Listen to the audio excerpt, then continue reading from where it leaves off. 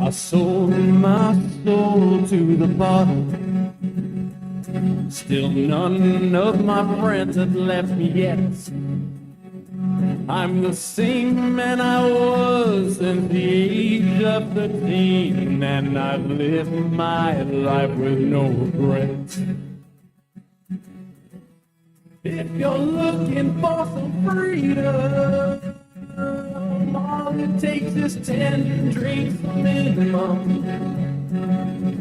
If you're looking for rhyme or reason, all it takes is 10 drinks. Oh boy, wow. We're here. It's been 2 weeks, right? Has it? It seems like it's been forever.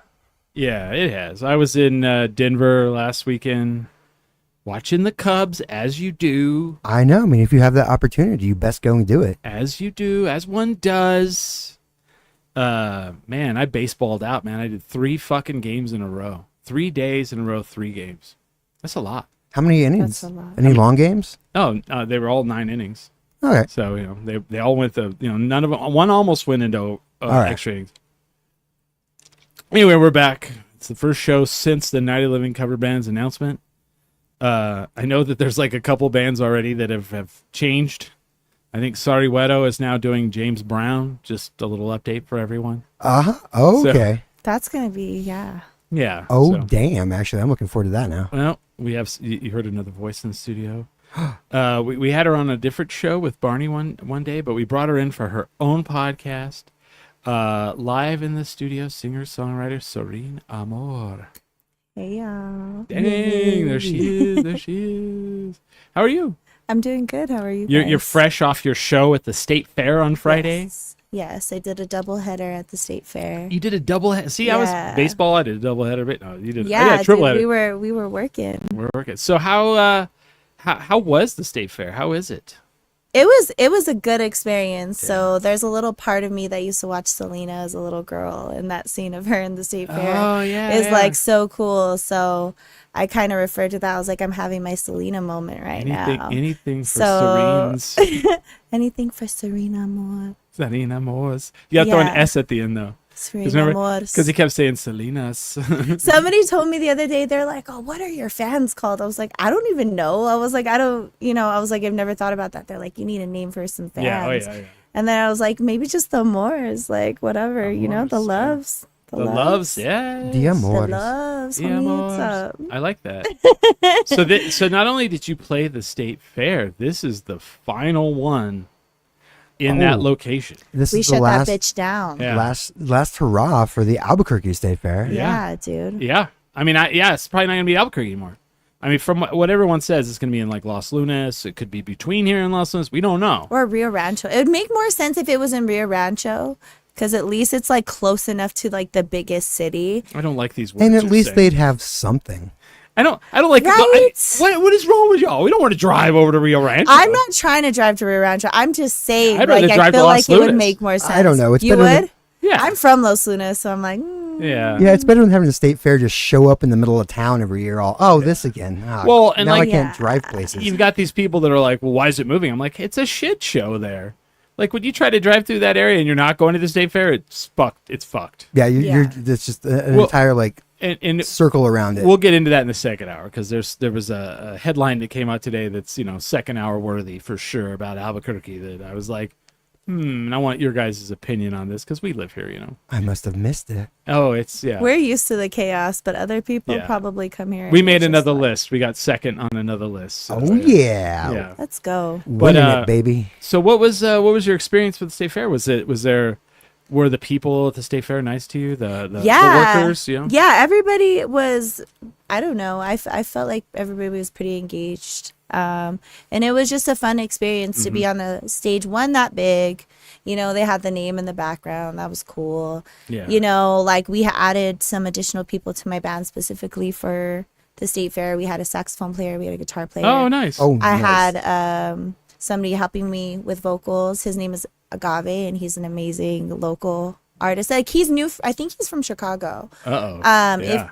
Correct me if I'm wrong. I might be wrong about that, but he has an amazing voice. He also does his own music. I mean, there's a lot of shit going on in Chicago right now. For him to step on and like do that and like to hear my original songs come alive in a different way than we've been playing was really cool. And then after the Chevron Pavilion, we did the Speakeasy. Oh, so which was so cool. What is that? Dude, it's just they put a speakeasy in the fair, right? So it's like behind the Red Barn, towards the end of like the main street. Mm-hmm.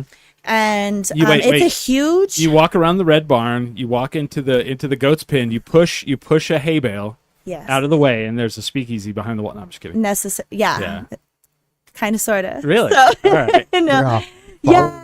Yeah, follow the hay. Follow the spotted cow. Yeah, milk the cow first. Yes. To get the password. Is the speakeasy like small and intimate? No, it's huge. Oh, that's weird. So like at first, because they're like it's a small area, we don't want like a full band or it to be real loud. I was just gonna do my piano player, but when I went to the fair to go get like my parking passes and all of those things, I got to see it, and it's this huge room, and it's really cool. Like, I'm not just saying that. I'm gonna go there on Thursday. And they don't even really require passwords, so you don't have to really trip about that. But Red Barn, milk the cow. I'm so good. Get the password. I followed the cow. The right place. Farmer John sent me. Farmer John sent you. They're like, do you like the goat's milk or the cow's milk? And I'm like, the goat's milk. The goat's milk, please. The goat's milk, please. Yeah. But they have the specialty cocktails in there. They have like old fashions, and all of that.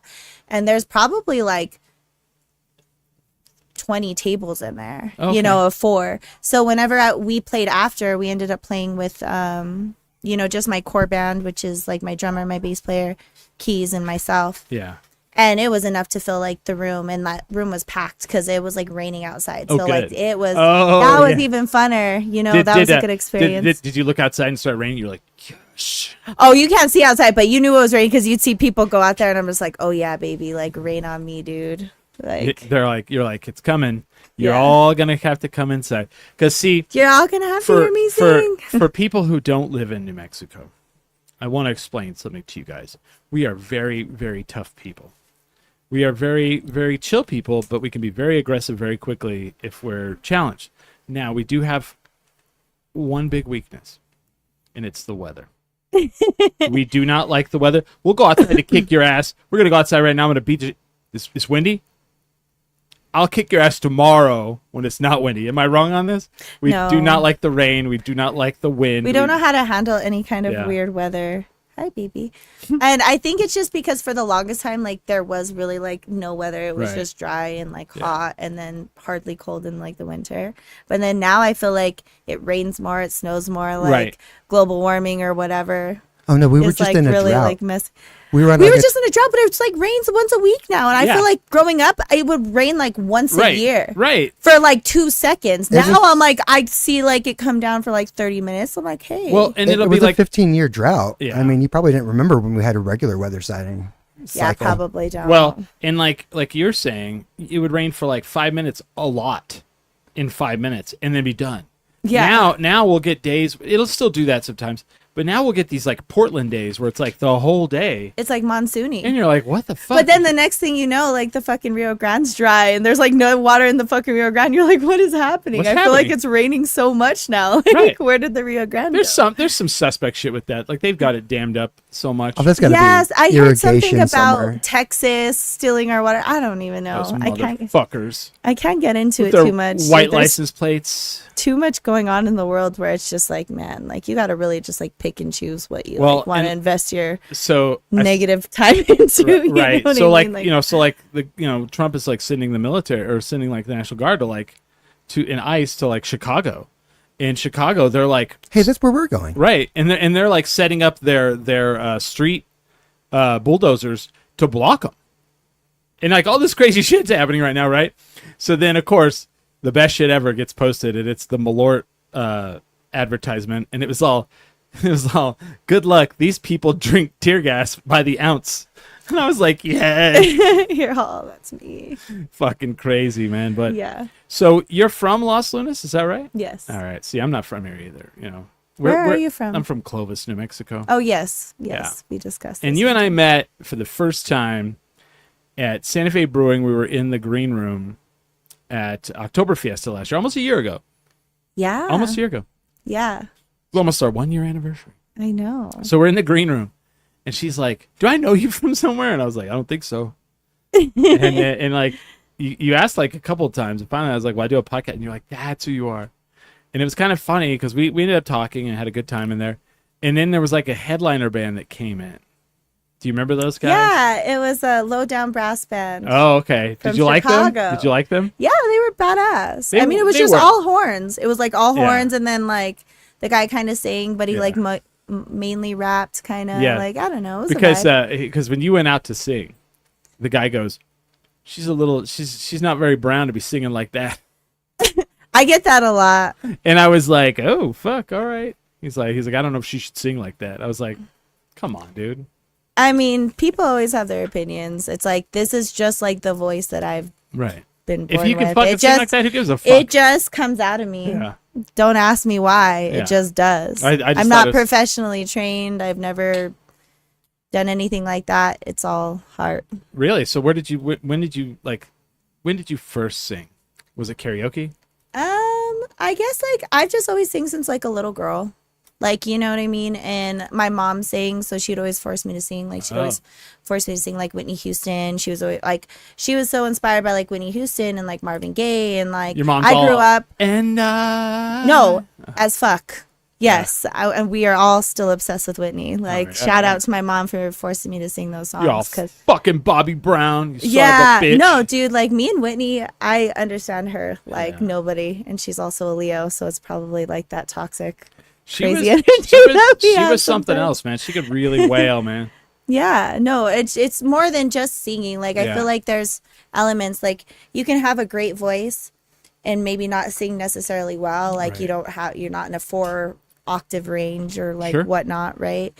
Or you could just have like a nice sounding voice, you know what I mean? But it's not match. Like there's so many different You're good. elements to it.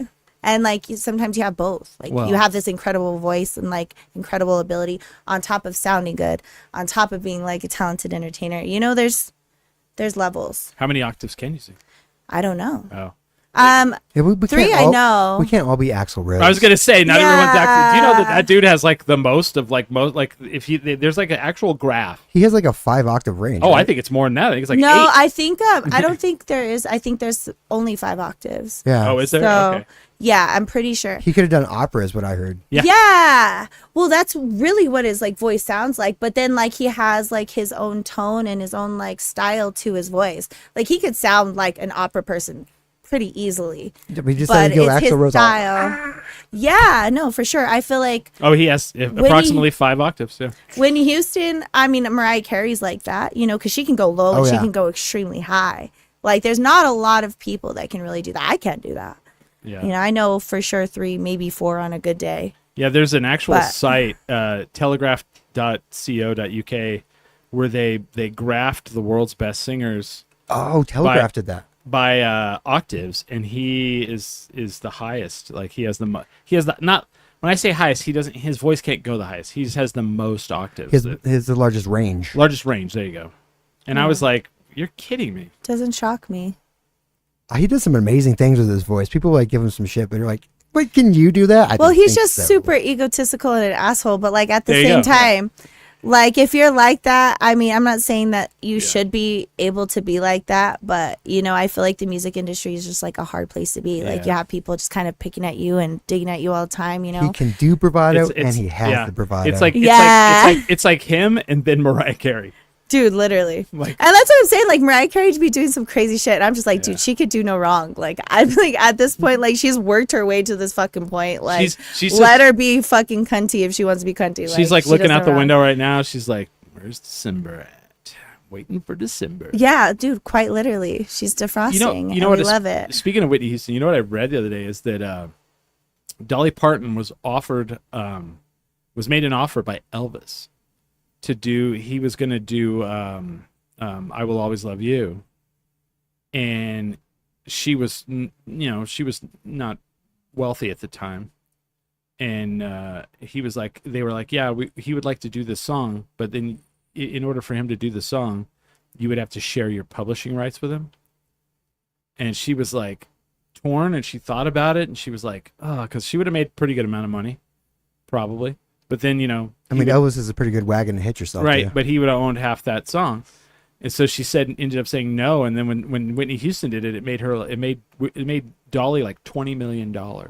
Because she said no to Elvis, she made $20 million later. I'm like, dang, phew. You never know. And honestly, that has become one of the greatest songs of all time. Yeah. And well, she wrote Bodyguard? that. She wrote that. dude, the fucking Bodyguard. Like, can we just talk about the Bodyguard? Right. Can we talk about that whole fucking album, the movie, just like everything? It's like, an experience. it's so. That's when Kevin Costner could do no wrong. Right? Yeah. Well, So he's all. I accidentally told Kevin Costner off one time. I didn't know it was Kevin Costner. no way. Yeah, it Did was he get very mad? trashy. No, he was pretty nice. But I was like 17. I was working at Hotel Albuquerque. I was in a real bad place. I Yeah. was just getting fucked up every morning at like 6 o'clock in the morning. And Kevin Costner comes in. And I go up to his table and I was like, hi, can I get you guys some coffee? Like, I didn't know it was Kevin Costner. Yeah. And they were like, yeah. Like, so they ordered coffee. And then he brought it. And then he was just like, can you pour out some like of my coffee so I can put some cream in? And I was just like already drunk as shit.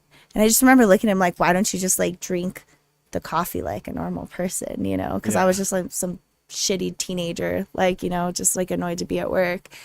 And then he was like, well, just give me that other like cup, like, because we had the cups on the like tables, you know, set up already. Yeah. And I was like, oh, you're going to spill all over my table. And he was like, no, I won't. No, I won't. And then he's did it, and then it spilled all over, and I looked at him. I was like, see, now I gotta clean that up. And then I walked back, and then I heard people like, That's awesome. something, Kevin Costner.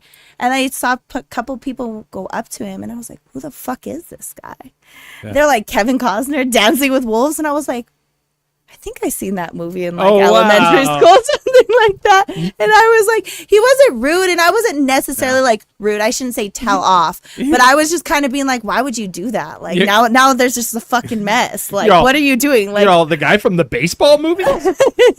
yeah, the guy from the fucking Bodyguard, like that I used to watch all the fucking time. Like, I did not like put Who's two and this two guy? together. Wow. Yeah, but like I said, he wasn't rude. I think I was more rude. I wonder if it But was... I just didn't like the fact. I was like, dude, people just drink a little bit of coffee and then pour the thing in. Like, why can't you just like a drink a fucking little? normal person.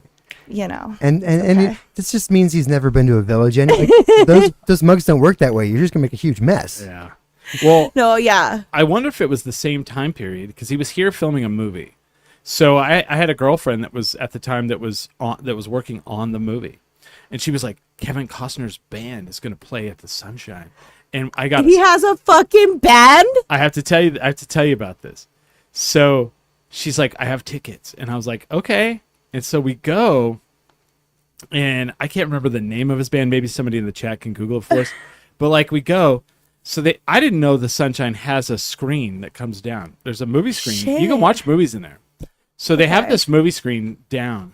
They black the lights. First of all, every woman like almost all the women in there were like middle-aged cougar ladies, like waiting, like Kevin Costner's gonna. They were waiting for their fucking gonna- bodyguard. Yeah, he's gonna take me. So then I'm like, why is there a movie screen down? And like right away, the light's black, and they show a highlight reel of his movies.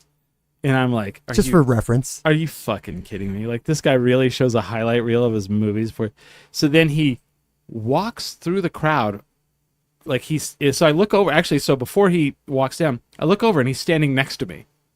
And I'm like, oh my god, there's fucking Kevin Costner right next to me. Is this man a ninja? And then they put the light on him, and he like walks through the crowd, and everybody's fucking going ballistic.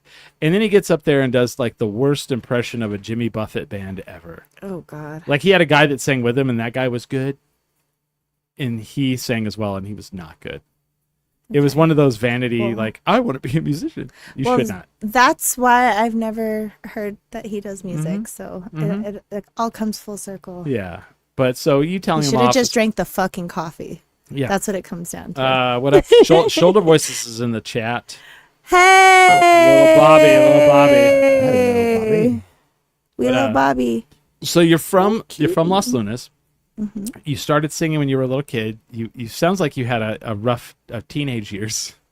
Oh yeah, I had a very rough upbringing. You get fucked up at like 6 a.m. Yeah, What were you drinking? I don't want to. Well, like we would pop bottles of Dom Perignon. In the what the fuck? Like Nice. it was a wild time. Where were you working life. at?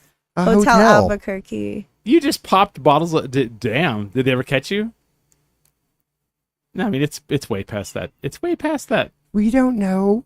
Yeah, what you don't know. Don't All hurt the you. things She I- said when she was 17. I mean, Dude, it was wild times. But I was like living from place to place. Yeah. Like I just wasn't in a good headspace. But anyways, yeah. So since a little girl, like I sang, but I was always really shy. But I always really loved music, and I used to just study music, and I'd be obsessed. Like, I was obsessed with Led Zeppelin. Like I was obsessed with like all these different genres of like music, and I feel like certain things just inspired me, and I would just like print out lyrics. I would just have like binders of just lyrics all the time, and I would just like flip through them, and I don't know, that was like my like collector's item. like, was that like of all my other favorite people's songs. lyrics or ones you Yeah, wrote? no, like, but this was growing up. Like I was like 7, 8, like printing out just like these things, and I would just like have stacks and stacks of binders of just like all Oh. my favorite songs, and I would just like learn them, and I'd memorize them, and You're down there at the Kinko's just printing shit out. yeah, essentially, yeah. And when I was 15, I picked up guitar, and like I got a job, and I think with my first check, I was like, I had $100, and I went to like Guitar Center, and I bought a guitar. That's pretty bad. Wow. And that was like my first purchase that I ever had with my job. I was like, I just want to learn how to play guitar. Did you And teach yourself or did you get? Yeah. Yeah. I just Wow. taught myself. And then I would just ditch class all the time, and we would just hang out outside the guitar room, and we would just sing songs like all day. And I fell in love with that. And then I just kind of stopped playing, and I stopped singing for like a really long time. And then I just like during COVID is when I really started like singing again. Like Really? just at my house. And then I think 2022, towards the end of 2022, I had joined this like funk band. And How long do you think was there a gap? Like how long was the gap? where I just like didn't sing, and like Yeah. that's probably like 12 years. No shit. Yeah. I just didn't do anything. When you were with it. singing, when you were younger, were you singing like just walking around and singing, or were you like Yeah. singing in front of crowds? No, I never sang really in front of crowds ever. I shouldn't say that. When I was like 8, I did a talent show at Winrock, Okay. and I won this like Christina Aguilera album. I sang like "Dreaming of You" by Selena like a cappella. Yeah. I was like, yeah, I don't remember how I was. And then I did this other talent show. I think I was like 7 or 8. Mm-hmm. It was like John Robert Power or something like that. It was this weird talent agency. Yeah. And I ended up getting one of the remember them. golden tickets. But I did this Bette Midler song from Beaches. from Beaches. Yeah. And Was it Wind Beneath My Wings? no. No. No, it was how I forget. I'm always at the top, not your fair, but I still got my health. It's called I Still Got My Health, so what do I care? It's like a minute and a half song.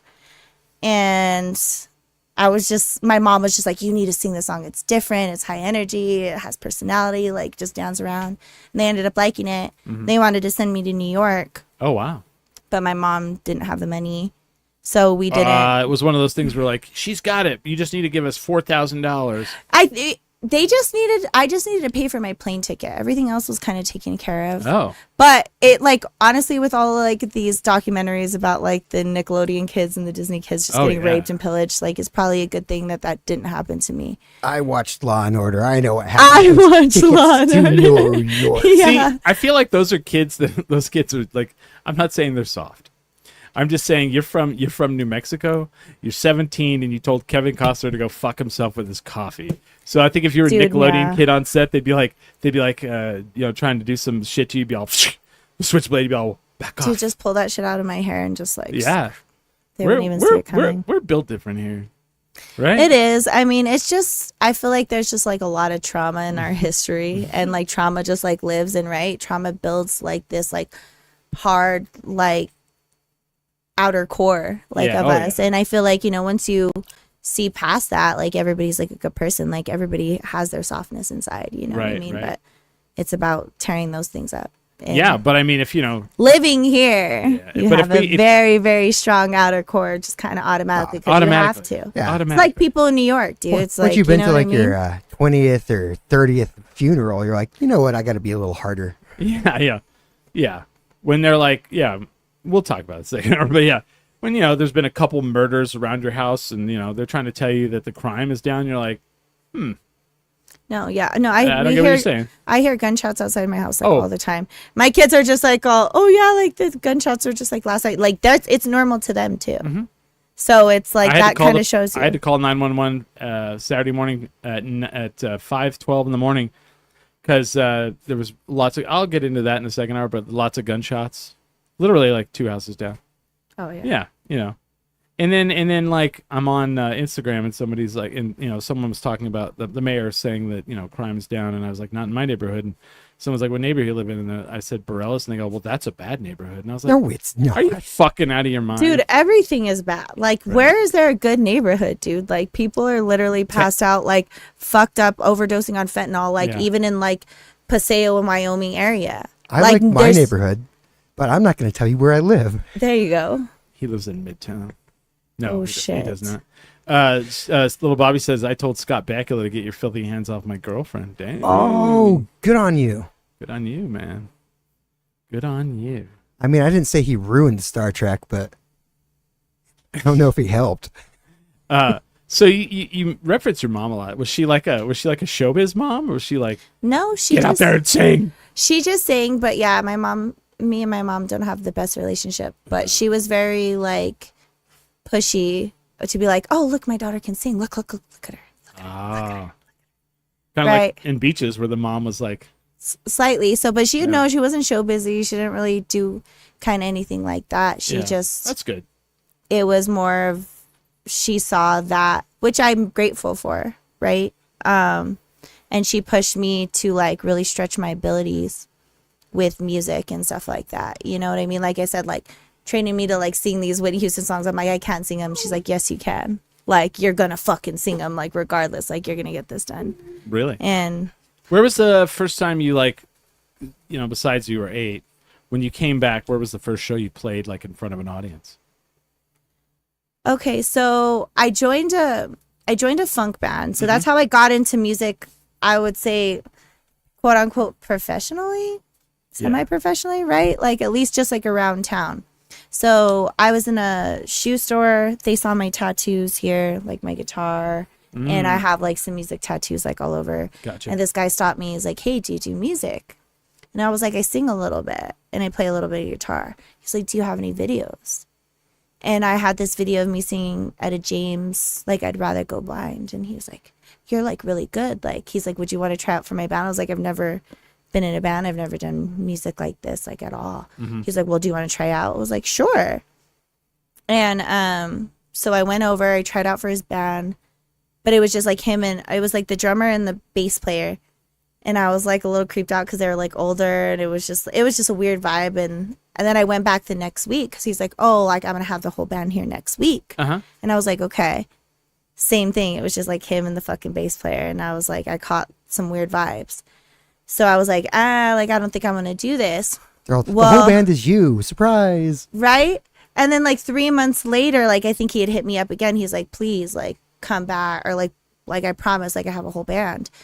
And this time I went in there and there was a whole band. Actually, my keyboard player now was in that funk band. Oh, okay. So that's how I met him. And long story short, I sang with them for like 6 months. And our first gig, it was like a week after like I started practicing with them, and they gave me 20 songs. They're like, you got to learn all these fucking songs. Shit. And it was like, but it was that's kind of daunting though, isn't it? Yeah, it was a lot of work, but we got it done. And it was at a burger place on San Mateo in like Candelaria. The Grill. Oh, have you ever been to the Grill? It's not there anymore, is it? Right? I don't know. Yeah, I know exactly where it was. But like it was just live music. I don't think we got paid for it, but like, it was just like a burger spot, and I was just like, okay, like we're doing this. Did you get a burger? Yeah, we got a free meal. Oh, you got paid. We love a free meal. So yeah, so then I was with them for like 3-4 months, and we did a couple little baby things. We did Inside Out. We did Fusion, and a couple little baby things. Like, I got us like a gig with Bubba's 33 on Tuesdays. So we would do every Tuesday. And it was just cover stuff. And then it just wasn't it for me anymore. But I was scared to kind of lose that momentum that I had going on. So there was this other band and they were looking for a background singer. So I was like, cool. I was like, I don't care what I do. I just want to keep this momentum going because I feel good about it. And I've never felt this good about anything. Were you the main singer in the funk band? Yes. Oh. I was the front woman.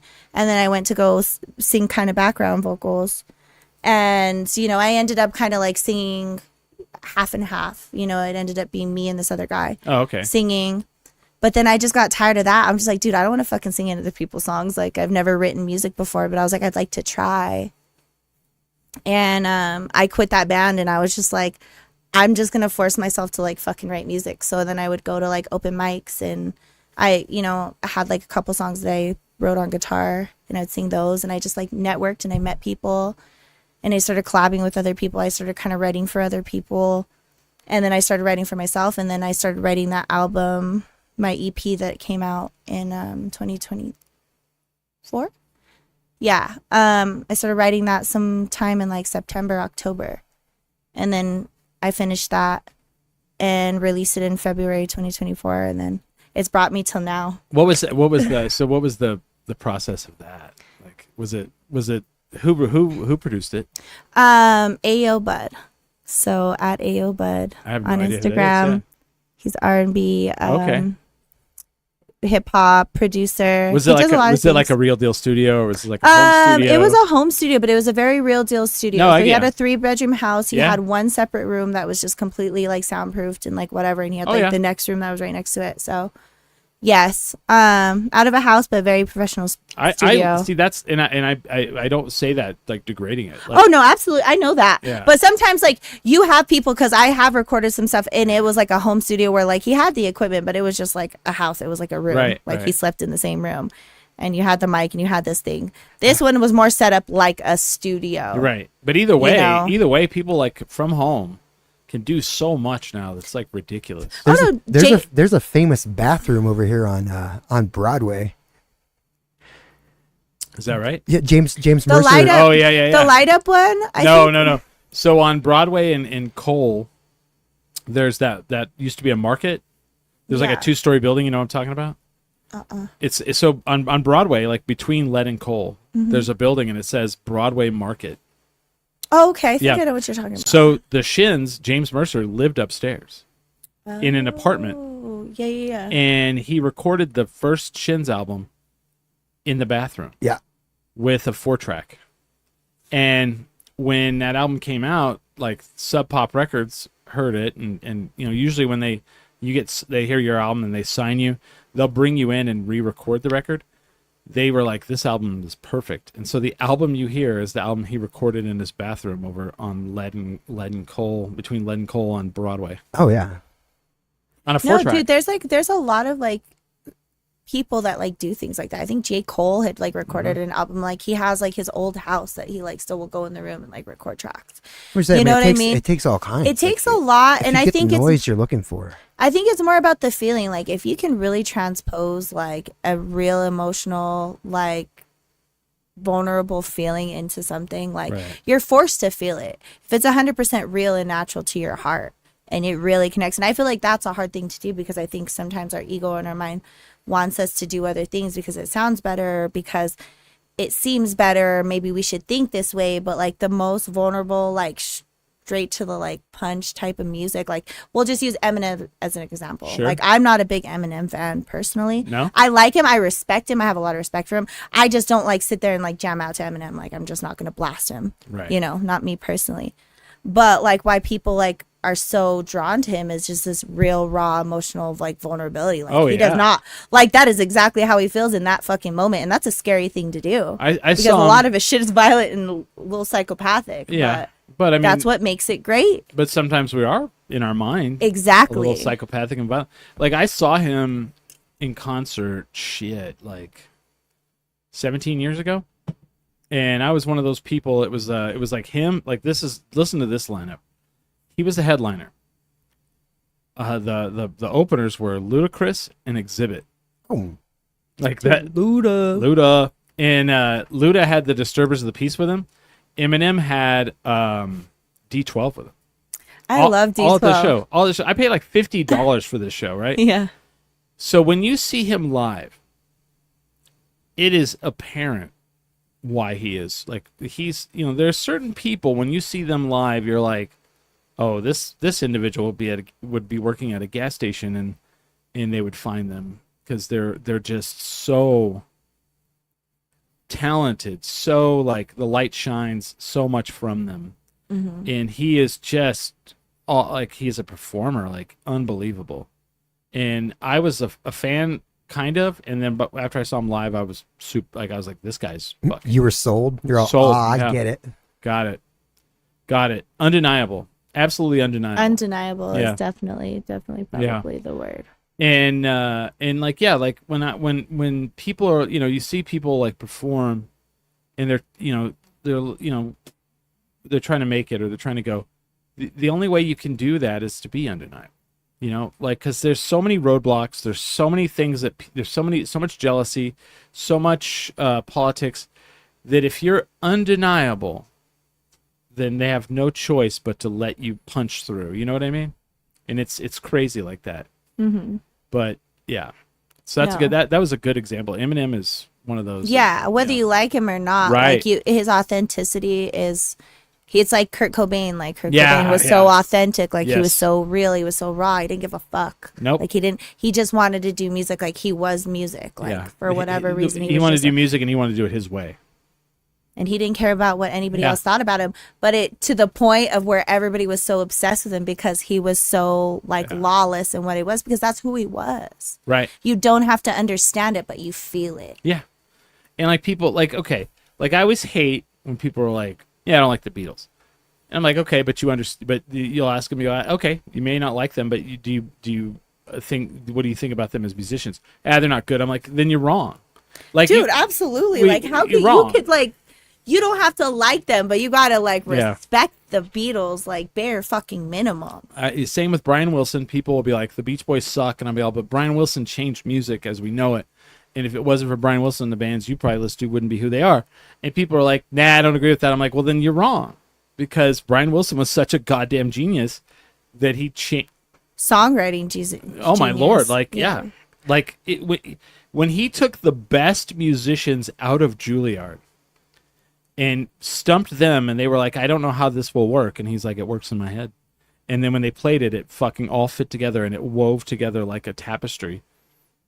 What does that tell you? You know? Mm-hmm. And then you know, yeah, I don't know. The time I realized Brian Wilson was a genius, a guy I worked with, I was working at like Domino's Pizza.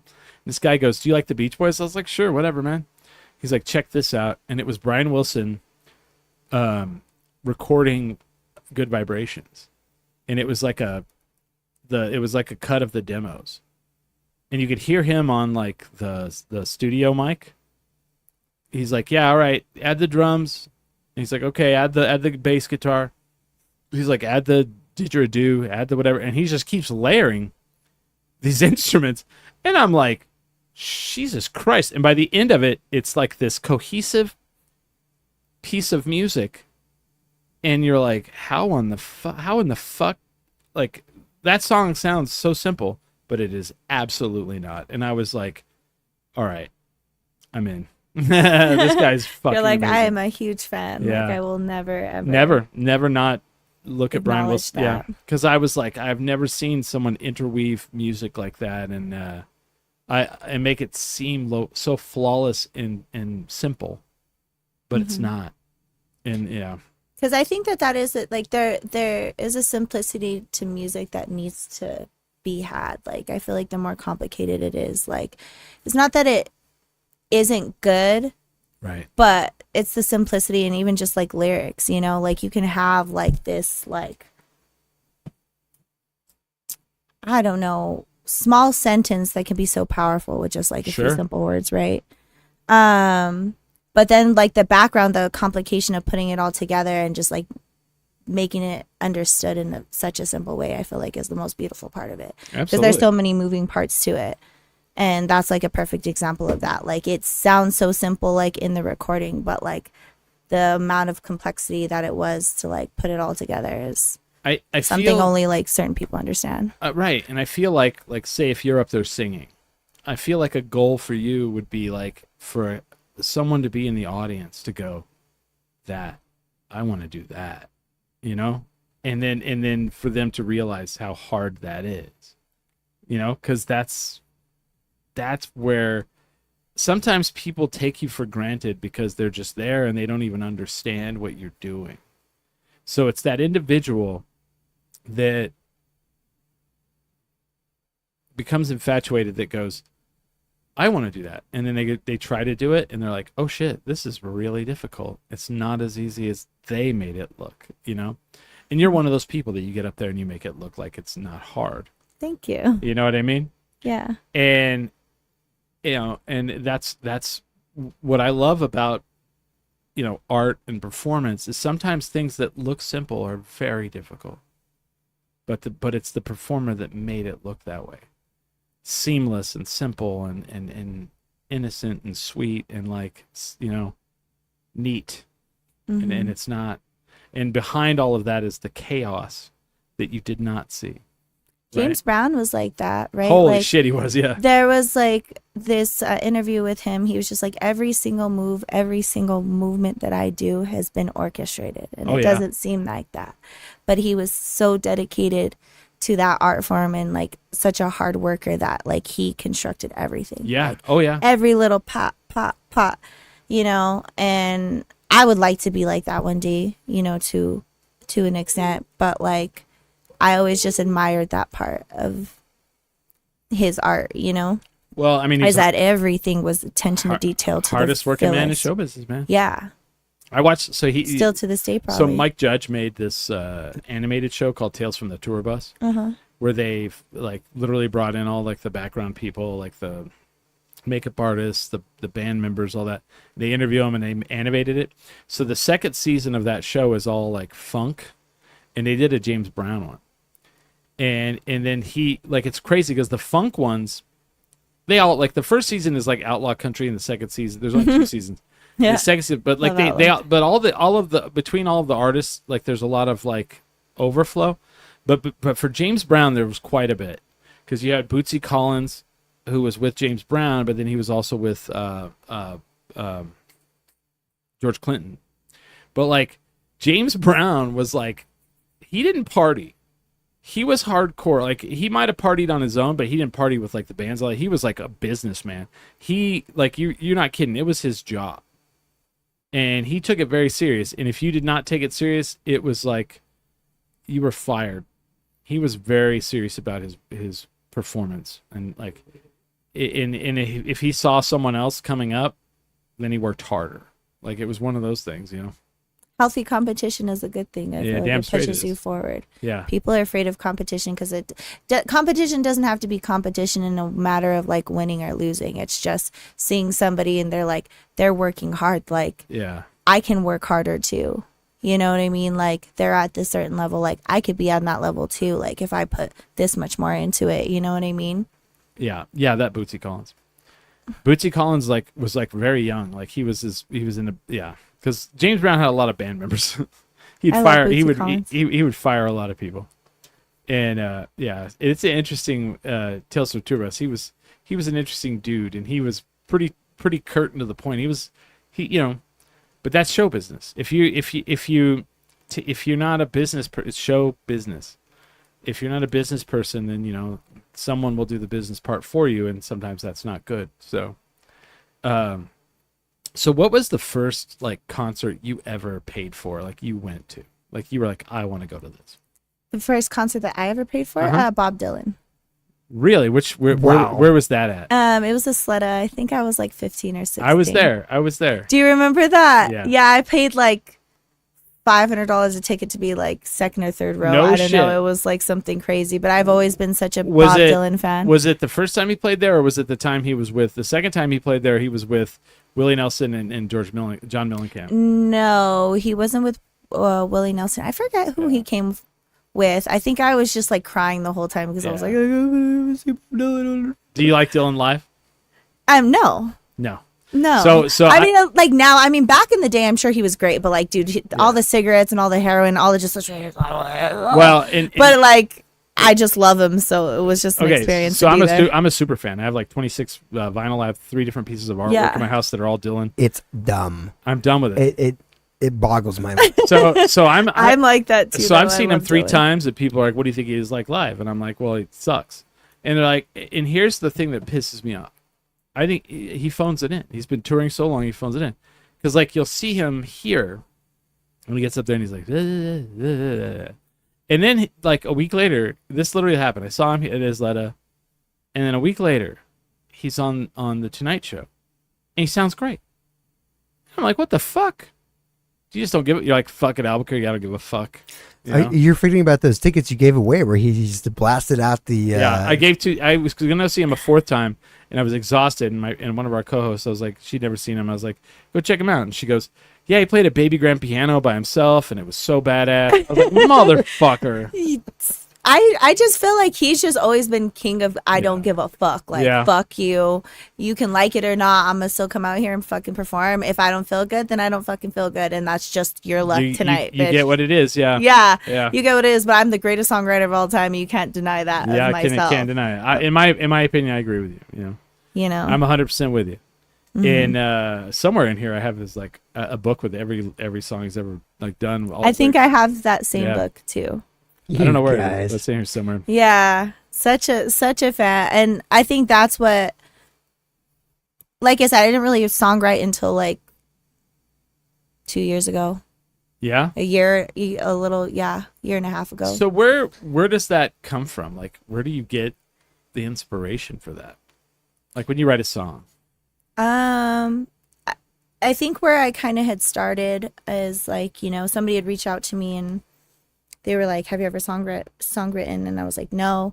But I think that there's like, I've always like kind of joked around and like remixed songs and like made little things, you know what I mean? Right. Like, ooh, we're going to the store because we want some more. Like, I'd always like play around with those things. So I think in a lot of ways that had always helped me because I kind of never sat down and like jotted things down, but like I was always playing with melodies and those types of things. Yeah.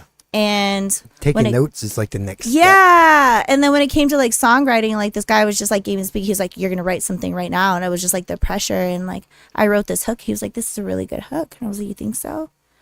And then he showed it to a few other people, and they're like, this is a really good hook, and I was like, okay, like let me see if I can like write a whole thing, And I just kind of sat there. But essentially, when I write, it's like when I hear something, I kind of stick to that first initial instinct of how that song made me feel or what was my first thought. Did I think about love? Did I think about like life? Did I think about colors? Did I think about, a type of feeling that I had one time? Like, and then I kind of just try to really like stay on to that initial feeling, like that first instinct, I guess. And I just try to follow that all the way through. And it doesn't always work out, like it doesn't always like come out as a full song or like this, that, and the other. But it's important to me to be honest in how I feel about a certain emotion that is being transcribed through the music. Yeah. So as a songwriter, who do you look up to as a inspiration? Dylan? Bob Dylan, Amy Winehouse. Oh wow, that's a good one. Kurt Cobain, Courtney Love. Courtney Love, come on take. now, come on. Hot take, Courtney Love. Like the Yeah Yeah Yeahs. I have such a weird random. Mm-hmm. Mariah Carey. Like Mariah Carey is like one of the greatest songwriters of all time, for real. Even though she's poppy, and I don't really like pop music like that, but I have so much respect for her because she had so many #1 hits. I look like Erykah Badu, Jill Scott. Yeah. Jill Scott. Wow, yeah. Jill Scott's probably like my #1 and Badu, but like Jill Scott, Baduism. Yeah, the way that Jill Scott writes in her freedom that she has in her music, to like do poetry and to sing and just sometimes just talk on songs. It's just like it feels like you're really just in her life, and I love that feeling. Yeah. Erykah Badu is a good one, man. Baduism. That was great. Miss Badu. That's like the greatest concert I've ever been to. I went to see her in Denver 2 years ago, and that changed my life. It really truly did. Like that was an experience that I was like, I didn't even know I could experience. Oh, that's amazing. I didn't even know she was still touring. Like 2 Yeah, I had years no ago. idea, That's awesome. Yeah, she just came out with an album with The Alchemist. Oh, and that's a really good album. And she's touring again now. I'm actually going to go to Detroit in November to see her again because my cousin lives out in Detroit. Oh, and no she got shit. us some tickets. So, yeah. Wow. I need to see. I'm going to go see that again. Yeah, you need I might to jump look on into that that. band. Yeah, Yeah, I was like, come that's- hang out. Yeah, that's one of the ones I was like, I just figured I wouldn't be able to see them live. I was like, I thought they were done touring. No. I got to look into this. All right. Absolutely. Let me know, man. I want the Fugees to tour again. Oh, that would be amazing. Do you see Arrested Development's going to be here? When? This month. This month for Bands of Enchantment. Are Yeah. you going to that? It's free, I think. It's free. Yeah. Bands and So shit. how does that work? Because I've never done. I know it's like live recorded and I all don't- of that type of I don't know if stuff. So that if one it's is. free, then like, is it just like first come first serve? Because Yeah. there can only be like a They'll certain just amount give of tickets. people. I don't know. I can't. I need to look it up. You need to find that out because I really need Yeah. to go to that. I love Arrested Felix is going to be there, and we So- all love Felix. Arrested Development was the first CD I ever bought. Like, Interesting. you know, jumping from tape to CD, Arrested Development was, Oh, okay. was the first CD I got. And so they played here, I don't know, like a long time ago for Summerfest in Nob Hill, and I missed it. But I can't tell if it's like outside on Central or if it's going to be in the chemo. So I don't know. I'll find out. I think they usually record it I for would- the chemo. I would I don't- hope that they I would do don't- it in the chemo. I don't just necessarily for know sound that they're purposes, recording but- it. I don't know if it's like it's Well, because the it's like performances are usually inside the chemo. right, but this is like a fest like that they're doing. Like it's gonna be Oh, it's so gonna be. not like a filming thing I don't that know they've been doing. that I could be wrong on. Okay. It's gonna be like Wednesday, Thursday, Friday, Saturday. Like it's gonna be a number. So I think maybe you guys are right. They are probably filming it, but it's weird. It's Arrested Development, but like. They're trying to make those like our like what Austin City Limits kind of thing, yeah, which is cool. I like those guys. I like the Bands of Enchantment guys. I have a guitar right there from them, and Nice. from oh gosh, Ila Bamba. So That totally is. yeah, I didn't realize that. yeah, but it's autographed by Ila Bamba. But yeah, we're gonna take a break here in a little bit. Where can people go and check your music out? Okay, so you can follow me on Instagram, Serene Amor. I'm also on Apple and Spotify under Serene Amor. Did Also you have an album YouTube. out, right? Yeah, I do. And I'm working on another one. I have a lot of songs in place, so taking a break from the shows. Now, this is my off time, but to work on recording and putting all of these other songs that I have in my back pocket, and creating new life with that. Very New cool. Very experience. cool. Yeah. So Serene Amor on everything: Facebook, TikTok, Instagram, Spotify. All the above. So yeah, so check all that out. Go listen to it. Just put her album on and listen to it all night, so she gets Yeah. money from it. Yeah, my first album is a story. So if you really listen to it front to back, like Oh no, wait. Do you have a CD? experience, yes, it should. It's a whole Smiley love story. Smiley so. refuses to stream. He just He wants a CD. I'm gonna get you a CD. he wants a hard copy. What do you mean He wants- refuses to stream? He wants a hard I have copy. a CD player for a reason. It goes like this. Click. I'm listening to that now. Yeah, Okay. nostalgic. I have one in my car too. I mean, Retro. where you want to go, music. Yeah, no, for sure. All right. Fair enough. So coming up September for me. This is for me. So unless Smiley, you have something going on? No, I'm just saving up for the Chicago trip. That's part of it. September 18th at the El Rey Theater, Duke City Championship Wrestling. We are coming back. Hard reset. We are returning to the El Rey. We've taken some time off. We've rebooted. That doesn't mean we're like starting over. We're just, we took some time off. We're going to be filming live there, so get your tickets. It's a Thursday. I think the show starts at 7. Come out. October, it's the second weekend in October, Smiley. Do you know what that is? I put my phone away and my dog has taken over my lap. Let me check it out. I believe it's Chronicon, Chicago, Illinois. We're actually welcome there. yes, they invite us back. Let's see, Friday, Saturday, Sunday, right? Yeah. So 10th through 12th. Yeah, we're taking the train. We're going to take Amtrak We're leaving that Thursday. No shit. Yeah, we're gonna be on a train. We're gonna film and record different things throughout the day as we go. We're gonna be live on the train. Maybe, who knows? Live on the Amtrak train. Live on Amtrak. Well, I'm sure we'll do a show. Yeah, we'll do a show. And we're going to do Chronicon. People that are going to be there is Ethan Suppley, Jason Lee. Jason London. What's her name? All the Mallrats. Like, it's the 30th anniversary of Mallrats.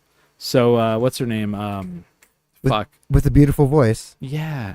She was in Chasing Amy. There's actually, from Chasing Amy, there's going to be everyone but Ben Affleck. Like, they just announced the guy who was Hooper X is going to be there now. I'm like, yes. I'm a big Kevin Smith, yeah. But what is her name? The blonde from Chasing Amy. I know, it's killing me. Amy, yeah. I was hoping someone else would You have your phone up. Anyway, Anyway, she's going to be there. And Kevin Smith and Jason Lee. And then, so we're going to be at El Paso Comic-Con next year. Joey Lauren Adams. So just announced. So Smiley and I will also be returning to El Paso for El Paso Comic-Con. I don't know the dates yet. Is that confirmed? We're going to be there again? We are. It's confirmed.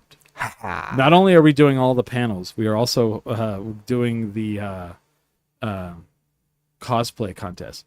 But just announced for El Paso Comic-Con, Kevin Smith and Jason Mewes. What? So. Cool. Liddy. Right? So cool. So it's going to be like all one big, like, and then I'm also doing Santa Fe Comic-Con. I'm going to be a handler. That's the last weekend, I think, in October. I'm going to be a handler. I haven't been told who yet, but I think it's Robert Wall, and he's from the first Batman, and he was Arliss from the TV show Arliss. Oh, so. he was on Arliss? And he's also Arliss. In Bull Durham, yeah. So I think I'm going to be his handler. I think I have to sign the NDA. I haven't signed it yet, so. Well, they also haven't given you any information for you not to disclose yet. Very true. So yeah. So all that's coming up. Things are about to get exciting, and then we have October, which is Night of Living Cover Bands. And what are you doing? I am doing Donna Summers. Oh, hell yeah! That's right. Yes, we're gonna burn that place down. I promise you that. Ready? Are you ready for it? I've been born ready for this.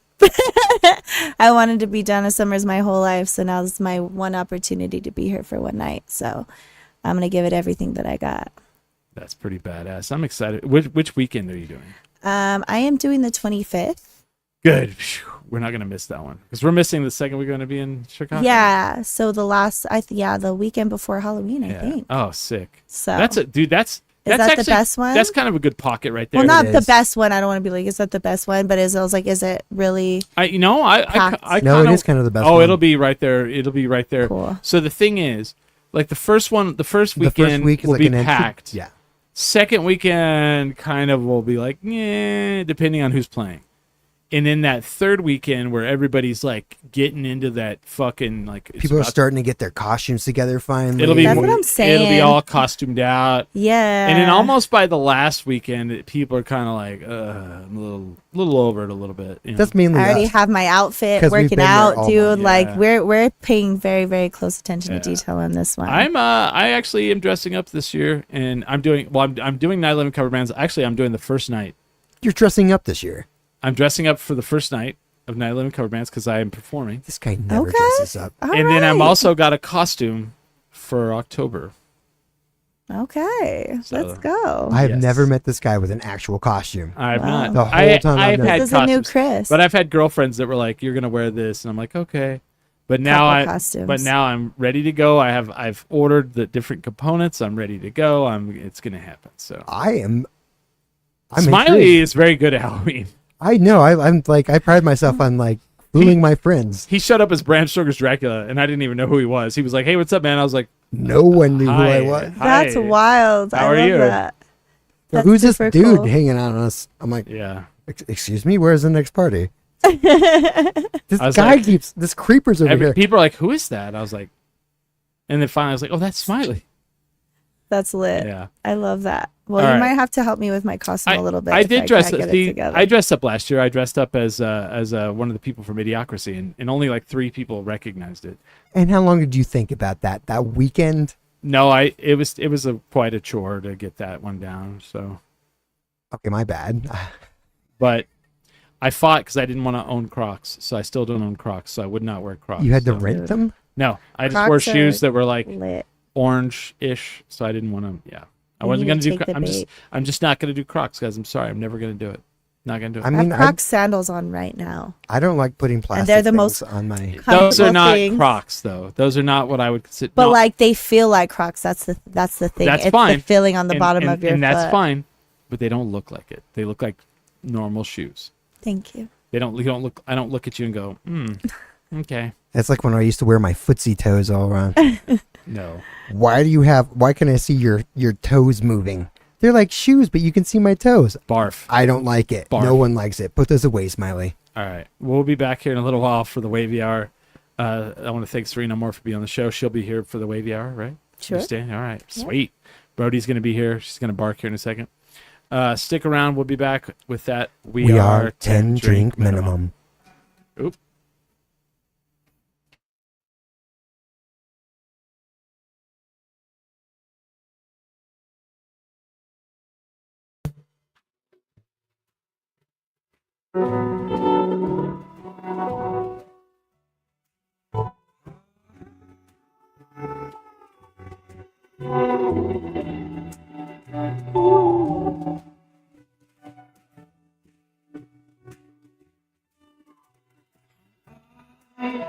Supposed to live without you. Here we are, the play is only me without you.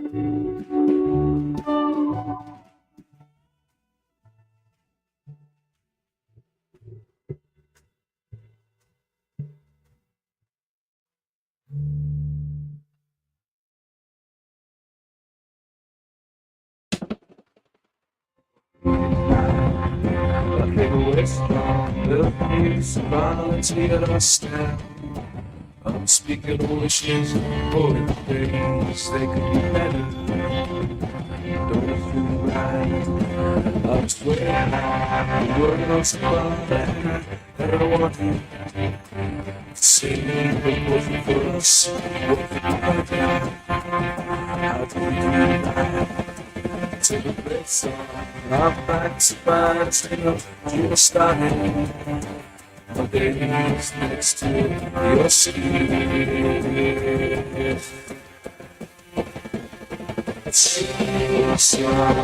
Chase on. Wasn't real. Your face is right. I've got time to knock at you. Walk to the corner of the shed. The bottom's time, so they might be.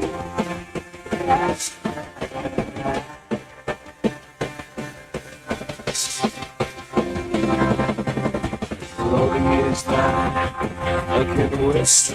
There's no use to run to your sky. I'm speaking of wishes, boy, things they could be better. Don't listen right, I'll just wait. The world's above, and I want you to say what wasn't for us. What could be better? How can we do right? To the place on our backs, but to the dream started. My days next to your skin.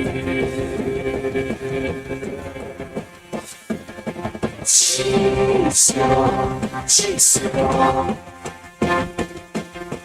Do you like sound? It's the sound of you taking me back.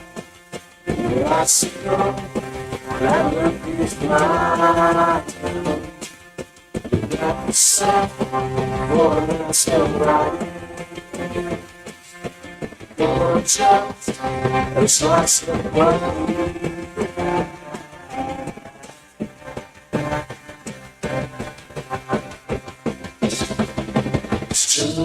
just the same. Let's all rhythm me a climb, a ghost floating in the haze of mind and mind. We're bad set for a certain kind of time machine to take me to the top of when we met.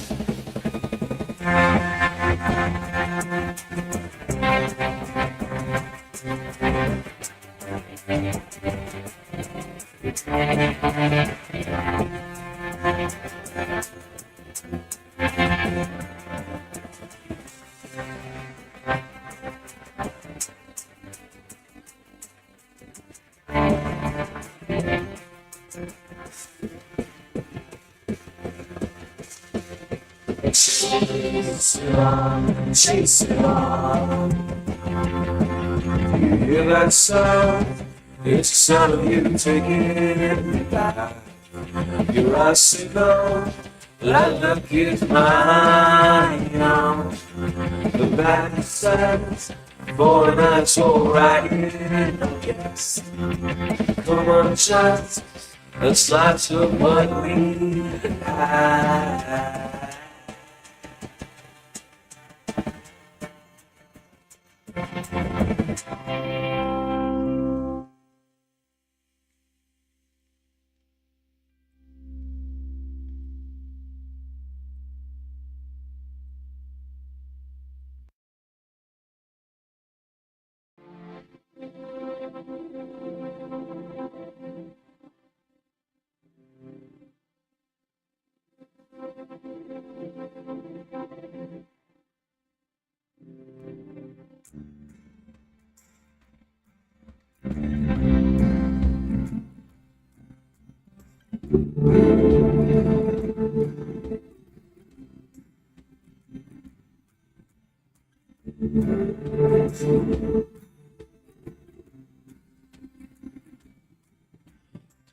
When the weather came to part, clouds that cut the shine of bright.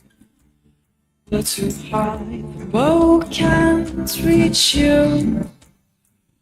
Like constant up until the world is small, till the voices are not heard at all.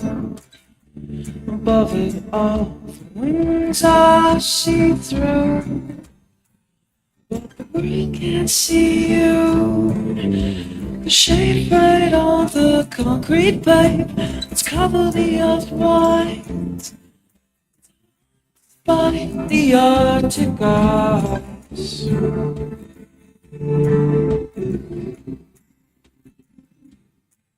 Let's cover the earth white despite the Arctic ice. Body close to mine.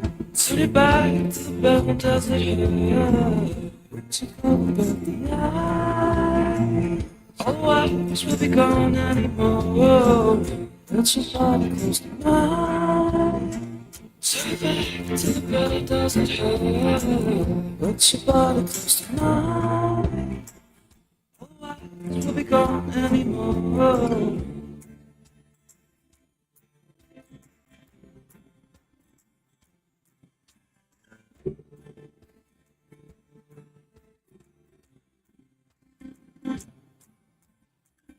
Got so beautiful, tried and failed to achieve the goal.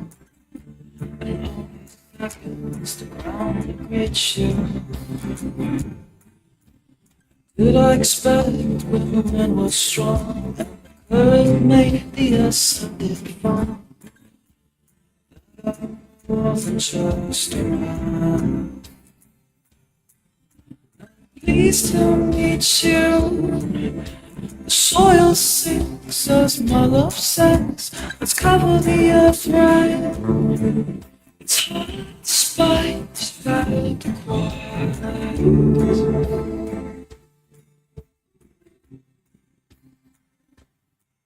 Let's cover the earth right. It's hard despite the sounding wide. I'm thinking of everyone I've loved. To the door, getting more. I'm thinking that I wake up and heart.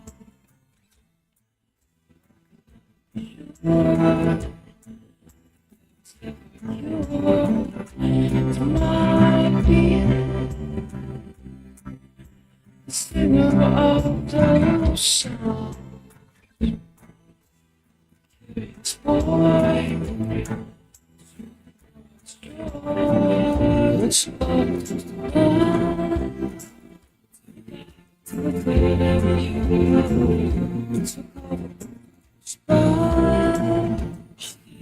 we got anymore. Turn your eyes to the sky and close. What's the body close to? Turn your eyes to the sky and close.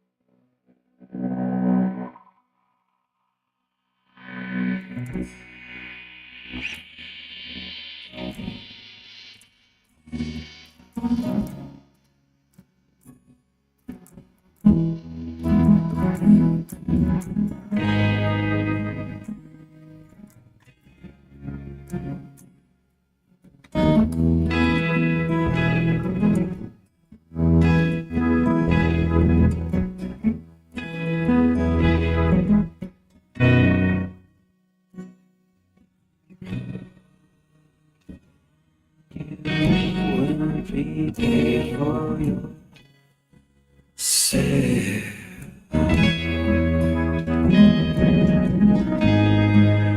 textbooks for sale. You see right.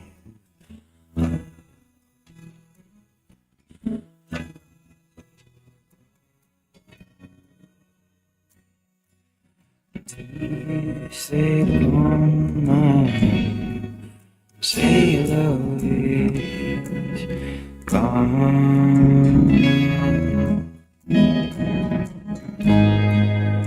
Lord knows I've waited to free you.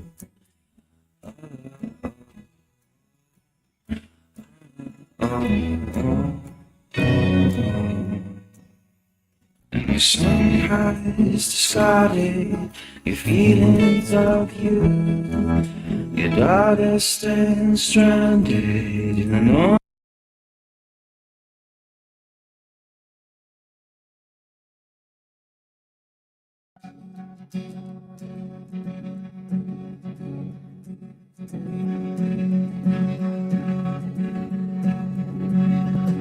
I sold my soul to the bottle. Still none of my friends have left me yet. I'm the same man I was since the age of 13, and I've lived my life with no regrets.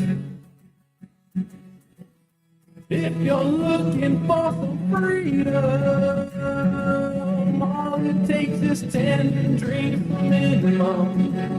If you're looking for rhyme or reason,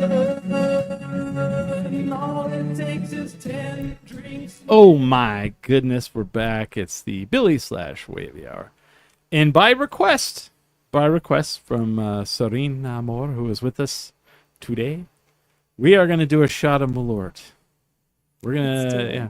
What should we toast this to? To Night Living Cover Bands. Let's do Donna Summers, right? To Donna Summer. Boom. Oh yeah, Yeah. roller disco. The rock star of disco. Oh man. Woo! It's been a little bit for me on that. But I gotta get in gear because we're getting ready for Chicago, so we gotta get in Malort shape, kids. You gotta get in Malort shape before you go to Chicago, you know? Like, hey, are you in you're in shape, but are you in Malort shape, huh? That's what they say to you. I don't think I'm in Malort shape. Yeah.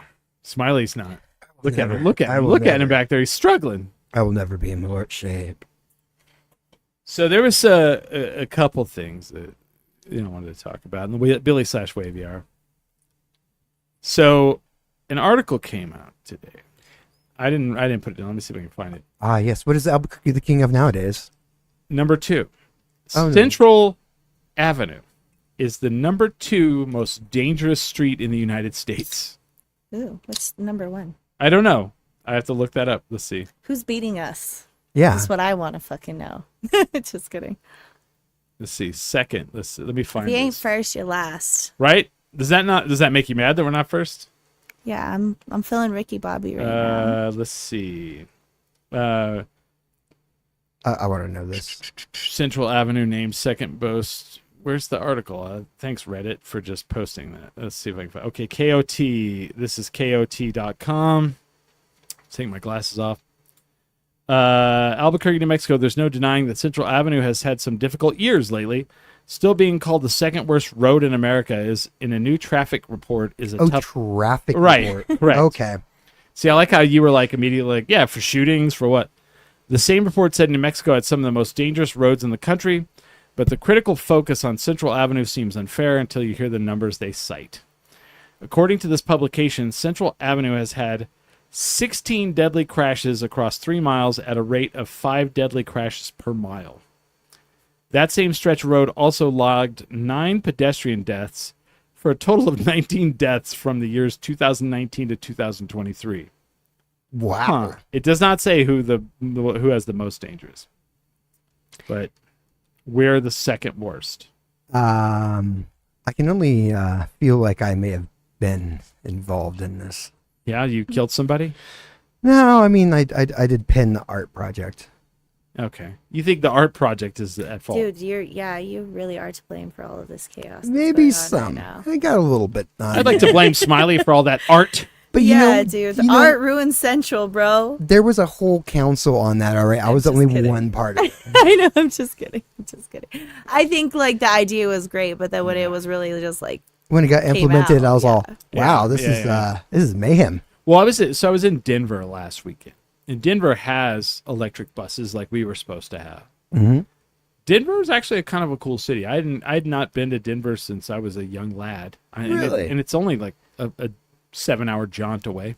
7 hours. Yeah. How slow were you going? Well, Smiley, you haven't been there in a while. When you hit Colorado Springs, No, that always happens. There's traffic between Colorado Springs and Denver. it takes you 2 hours to go from Colorado Springs to Denver. Depending on what time you show up, Yeah. you hit there at traffic hour. That's why I said 7 hours. But it was 6 hours on the way back. I mean, I can do it in 4. When you drive, part of why that there's issues on Central with freaking traffic, right? correct. You have Thanks, people Smiley. like Smiley that are, I'm going to drive 105. No. All right. He was just like, I was here for the art project, and I'm here for Smiley, I breaking the drove laws. 80 miles an hour and I got it in 6. So I don't know how fast you were going. 120. Fair enough. Well, that's it. Now we know why we have the second. Yeah, there you go. Hey, I was on a highway. So do you think Central's that dangerous for traffic, for driving? I don't know. I feel like I don't really see like that many accidents. I feel like it's more like when you get to Louisiana and Central. Yeah. And then there's just like people in the street, and like you're Well- just really like avoiding like hitting somebody in Right. the road because I mean, like okay. everyone's all messed up. Well, the area you're talking about, which is also the State Fair area, It is. That is. It's also known as the International District, but also known as the War Zone. Yeah. It's known for having folks that wander out into the road, right? I like to call them good time people. I'm not wrong here. So there's a lot of drugs in that area. A lot of fentanyl. I work in that area. People are partying all day and all night. What do you think of these? Have you guys seen these? Like, I can't remember what they call them, where the pedestrian can go over and hit the button and it'll turn on a stoplight and stop you. Have you seen these things? Yeah, they're on Central. They're up there in the International District, and like the light will flash yellow and then red flashing, and you have to stop and allow the pedestrian to cross.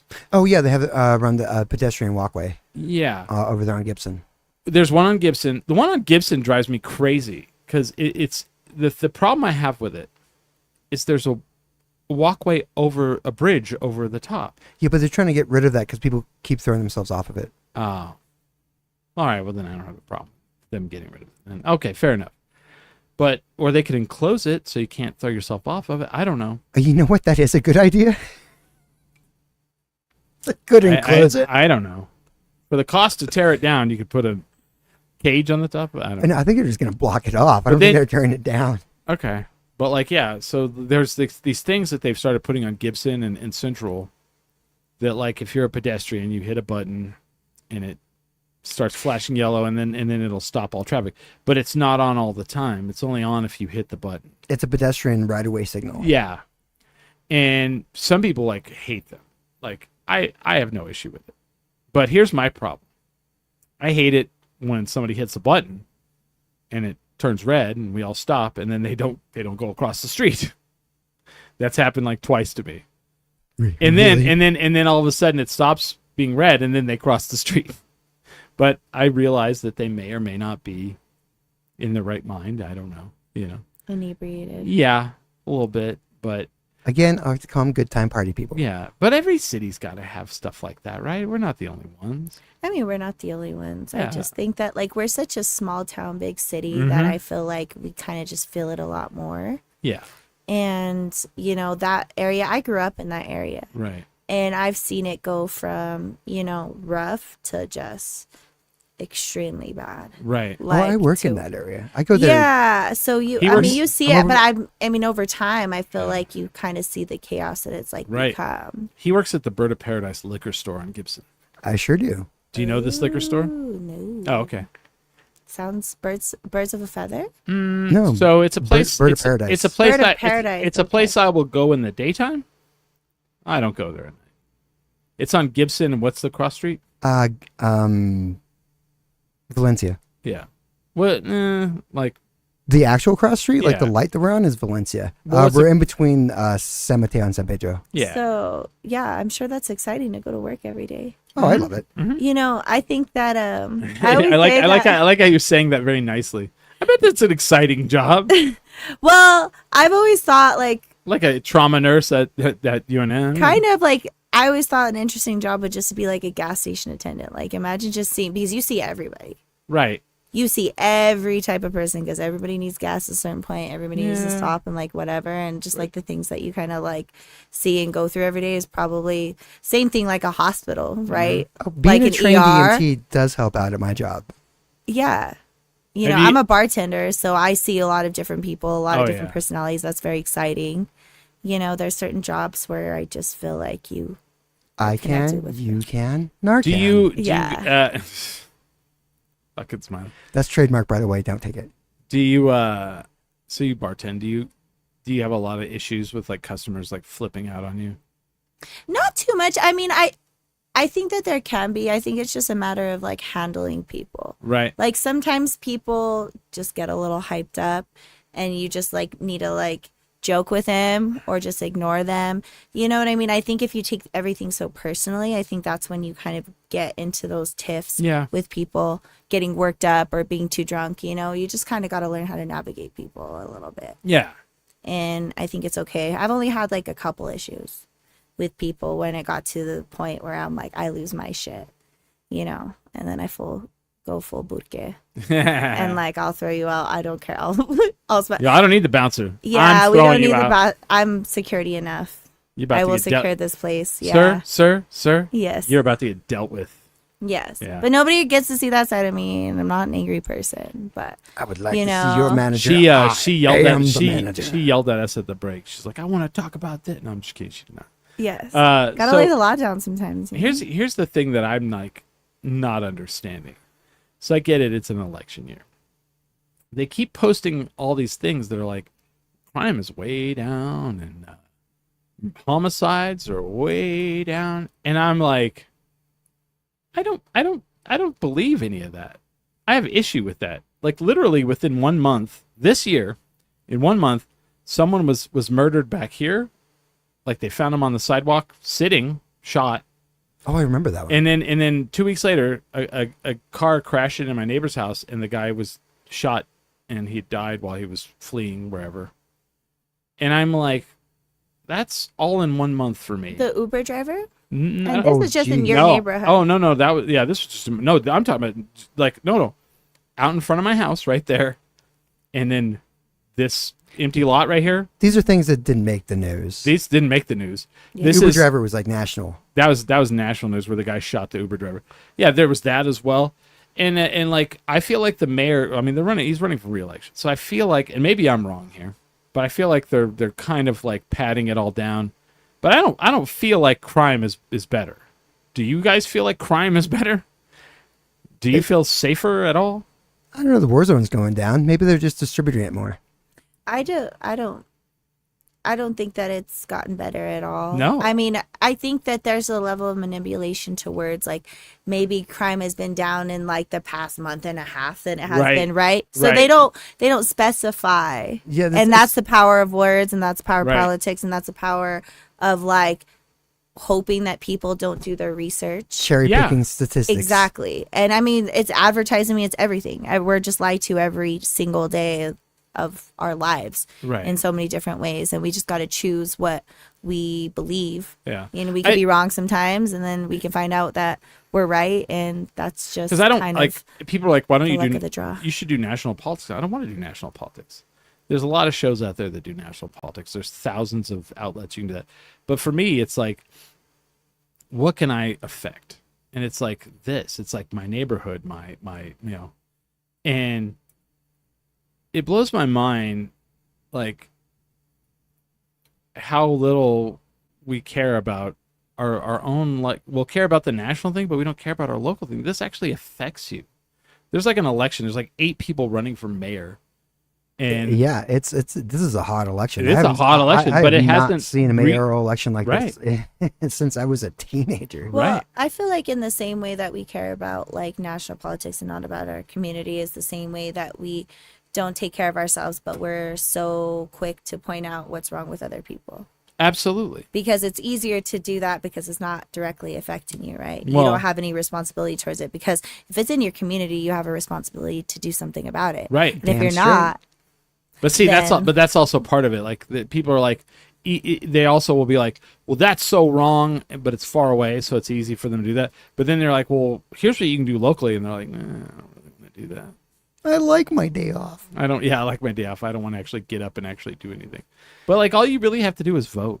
You know, like, I feel like we have. I have to drive my my Nelflings to go vote. They're like, it's voting day. You could have done this anytime in the last month, but you've decided to. I want to go on the day. Why? Whatever. I will drive you there if you want to stand in line.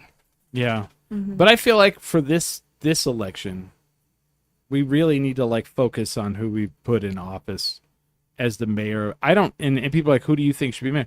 I actually don't know yet. I'll have to take a look at all of them. And we had a lady on this show who's running for mayor, and I don't know if I want to vote for her. Don't know, because I'm like kind of looking at all of them. All I know is I don't want to vote for the person who's been in office for 8 years and nothing feels safer. Homelessness does not feel like it's gotten any better. I just want somebody who's going to actually like not help out the wealthy of the city, and you know. Also, this town is not known for reoccurring mayors. Like 2 terms. Yeah. We've only had 3 other mayors that did that. Yeah. Well, I don't think anybody, like, here's my thing with politics. Nobody should do 3 terms. Like, you've done your time. Get out. That way, like, you don't need to be in and like make a living out of being a public official. Yeah, we're not like a podunk, like freaking like 1900s like town here. The mayor's mayor for life. That guy's always the mayor. And then his son's going to be mayor after that. Patty Johnson's the mayor all the time, and he walks around. He's like in his mayoral suit, you know. No, we need, you know, I don't know. But I also think that like it just takes time to change these things. So it's like even like we get another mayor, like to undo things and to change things in a 4-year period is such a difficult thing to do. Right. And I feel like that's where it gets difficult when it comes to politics, because to undo things that have happened that, you know, turned out to be negative takes just as much time as it, or takes more time than it was to like completely demolish it. But like 8 years, he's done 8 years. In 8 years to me, like he did a state of the Albuquerque address, and he's like, we're about to turn the corner on crime. I was like, in 8 years, we're about to turn the corner? Like 8 years to me, like, is it going to get worse? We can't turn the corner on crime until we fix the drug problem. Fucking A. And like, how do we fix the drug problem? Like, we can create like homeless shelters. We can give people options to go to rehab. We can give that. But like, people have to want to care about themselves. Like, they have to want to do it. And like, that's the never ending tale of drug addicts and that whole scenario. So how do you do that? Well, that's a hard thing to do, because you can tell people, hey, like, you have to stay in this place. Hey, you have to check in 3 times a week. But like, people will rather live on the street than and do what they want to do than to follow rules and be in this place. So you can offer that. And I think we need to offer that. I think it's very important to offer that. So I'm not saying don't offer that. I'm going to be doing it. But how do you get the people to be like, hey, you matter. Hey, like, you impact the world. Like, it doesn't matter what you've gone through and this, that, and the other. Like, you still have life left, and there's still so much love and light in you. We just have to refine it and care about that. You have to take off some of those restrictions. That's all. Well, and the other issues too is you have this whole scandal with the DUIs, where the cops were taking bribes so that people could get off, and then you had which like everyone knew, right? And then you had the police chief who was in a hit and run. Oh, I didn't even. Oh yeah. And then now there's been a couple other ones. What was the other one I saw? A retired one got arrested for transporting drugs, and he's like, yeah, I learned how to do it when I was a police officer. I learned how to circumvent the system. And I'm like, man, yeah. So to me, it's like I'm cool with someone new. At this point, I'm like, yeah. Well, yeah, I mean, you have no other choice. Like, why not try somebody new? Yeah. Because the same thing that we've been doing hasn't really been helping. I think it's been making it worse. You know what I mean? Maybe that's just like how life is going, or maybe it does have to do with like the policies. Like, who's to really know? It's hard. We only know what we see, right? And the progression of like how things have been. It's easy to go look back and say, well, yeah, we should have done that differently because it's hindsight. But it's like when you're in the middle of things, it's really difficult. But like, I was on the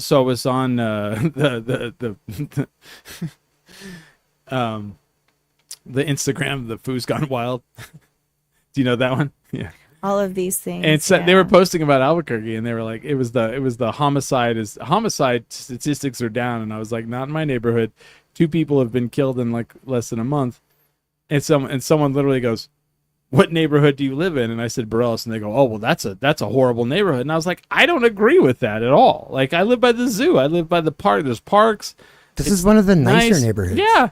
I don't live, you know, and then the Albuquerque Foo's Gone Wild answered, and they go, well, you're right. Only 2 in a month. It used to be weekly. And I was like, fair enough. I guess. I don't know. I don't know. Someone says, Duke City Warrior says, I feel like crime has been worse, and not just in this state. I don't know. Maybe so. I don't know. I mean, we're on a downswing economically as the United States, so I don't know.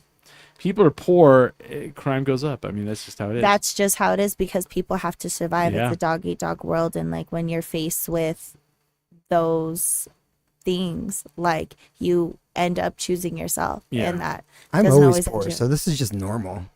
Everyone else fluctuates. I'm like, I'm always like this. This is always how it's been. You guys have some problems. This is normal. All I'm saying is we have an election coming up. Think about it, folks.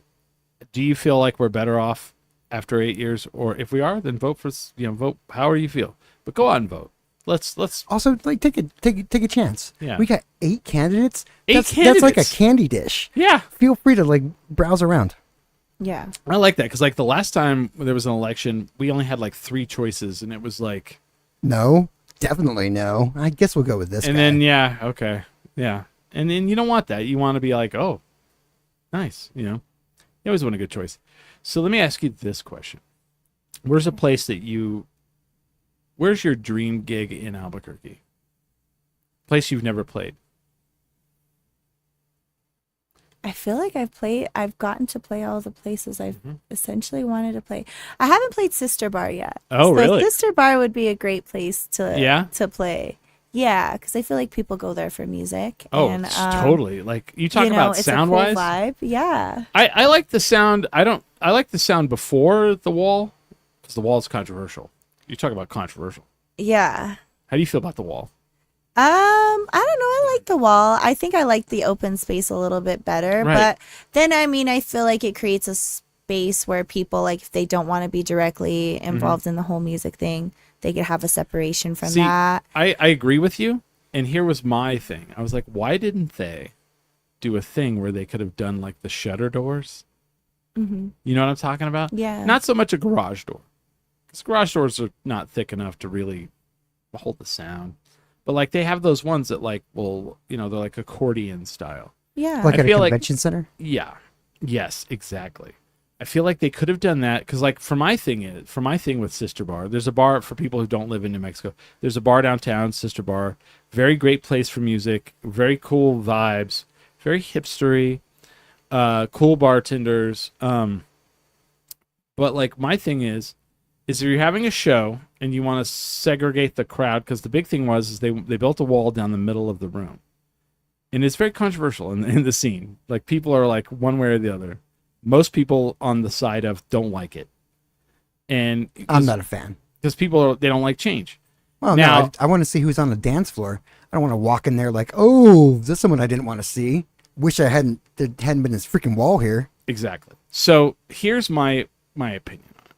Like I get it from the venue's perspective. They could have a show and then have people come in to the bar and drink that aren't that aren't necessarily there to see the show. They can make money besides. I get that. It has a distaste of tourism on my mouth. A little bit of that. But here's what I would have done. I would have done the accordion doors. Because if you have a show, shut the doors, make it to where they lock so people can't open them. Cool. Blocks off between. And then if you have a DJ where you're doing like leftover soul, pull the doors open. That way the whole place is getting leftover soul. Cool.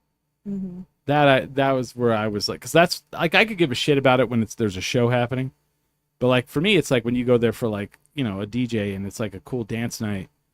I don't like having a separate sweaty room because it also gets sweaty in there. And like, I don't want to like it's. Yeah. Have you noticed that?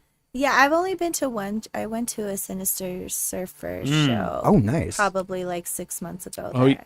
That was the first time I had seen it. One, I don't go out much, and like me doing my music is me going out. So before I even started doing music, like that's when I kind of started realizing She's out like all the time. that. Out all the time. Oh, I see her in public all the time. Just kidding. Yeah, right. No, Yeah, just right. kidding. Yeah, right. So you like Sinister Surfer? Yeah, I love. They're doing the Sinister doors Surfer.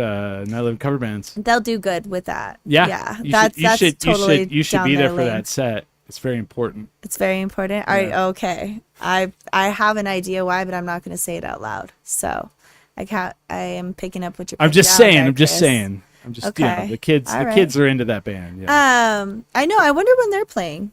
If they're playing The first night. Okay. Yeah. Yeah, I'll be there. First night. You know. Yeah. Someone False. knows exactly when it is. Yeah, for some reason. For Weird. some Who odd knows? reason. You guys should go You're check just that, super into it. check that band out. Super fan. Yeah, we love Sinister Surfer. They're good, yeah. We have a lot of great, amazing musicians out here. Dude, so okay. I mean, Here's what I love about Albuquerque. We're so spoiled with how great our music scene is. It is That true. you go to another city to visit and you're like, well, I would like to go see some local bands. It's like you're like, why can't I find this? Like I was in San Diego. San Diego is like 4 million people, And I would like look online. I was like looking for venues. And then I was like in a place. I went to a couple different places, and I was like drinking. I was like, hey, where do I see live music, local live music? House of Blues. I'm like, no, like local bands, like little. Finally, like after really digging, I found like a pocket of like San Diego where there was like, but it was like the hipster Mexican neighborhood in San Diego, and AKA the best one. right. And it was crazy because I went. It was like indie rock, but like every band had an accordion. I was like, "Fuck yeah!" Yeah. It was so dope. But it was like, that's what I want to go see. I don't want to go fucking sit in House of Blues with like a couple and the dudes wearing Crocs. And that, yeah, that's what I was talking about. That is downtown San Diego. You're right there in the tourist trap. I was. You're not getting any originality. Right. Like if anything, like I guess but the way I dress would be fine now. Right. But Albuquerque, Night Living cover bands, we have 122 local non-cover bands. Showcase of local talent. Right. Like these are not bands that do covers normally. These are bands that do original content. They learned these songs just for you. Like that's really not heard of, right? Yeah. And I think Albuquerque is just a hard town to just do music in, just in general, because it's hard to get people out. Well, it is. And it's hard because Albuquerque is such a small little town, right? So Right. if something big is going on, everybody's there. Oh, exactly. Right. It doesn't matter what else is going on. It doesn't matter if it's like your daughter's fucking concert. They're like, sorry, it's Summerfest. Like the whole town is there, and like we're just gonna do that. And you'll go on social media, and this person's posting about it. This person's posting about it. That person's posting about it, and you're like, well, I guess everybody's at the Isleta Amphitheater right now watching whatever band. Well, you see it like just anywhere. Like you go and there's like a big concert going on. There's like nobody in restaurants, and you're just like, where is everybody? And you're like, Yeah. oh yeah, it's Tim McGraw tonight. Like that's where like the whole world is. Right. Uh-huh. And so when it comes to local music, like I just feel like it's hard to get people out and like Right. create a crowd. Like This you know, summer, like this summer was rough. how like People okay, are like Sinister Surfer definitely deserves like since we're on the topic of that, like Yeah. 50 plus people at every one of their Sure. shows. Yeah. You know, I've only been to one or two. You know, I mean, maybe they pull First in of all, those how like amount of dare you? people, I'm just kidding. right? But like to get that consistently every single time is like I feel like a very hard thing to So do. I'm as If it's not like spaced out, excuse me, sorry, don't mean to. Oh, go interrupt ahead, you. go ahead. But like not if it's not spaced out. But if you're doing Yeah. like 2-3 shows a month, getting like 40-50 people like minimum at like a show Mm-hmm. is a very difficult thing to do. So you kind of, I don't want to say pick and choose, but there's a little bit of that where you're like, hey, this is a really important show. Like this has a lot of space. Like Right. the sound system's good. Like please be here. These other shows that I'm doing in between, like I would like you to be here, but this one might be more important. Like please like show up. Well, you know? I think a lot of it too is like bands. Well, and I know I'm not the only one who says this. They will create band fatigue sometimes. Oh, okay, yeah. It's like you have to space out your shows. You can't do a show Friday here and then like 2 miles over do a show the next day. And Hey guys, and then tomorrow we'll be playing next door. yeah, well, in venue, like there's an unwritten rule, and I learned this from being around my friends who are all musicians.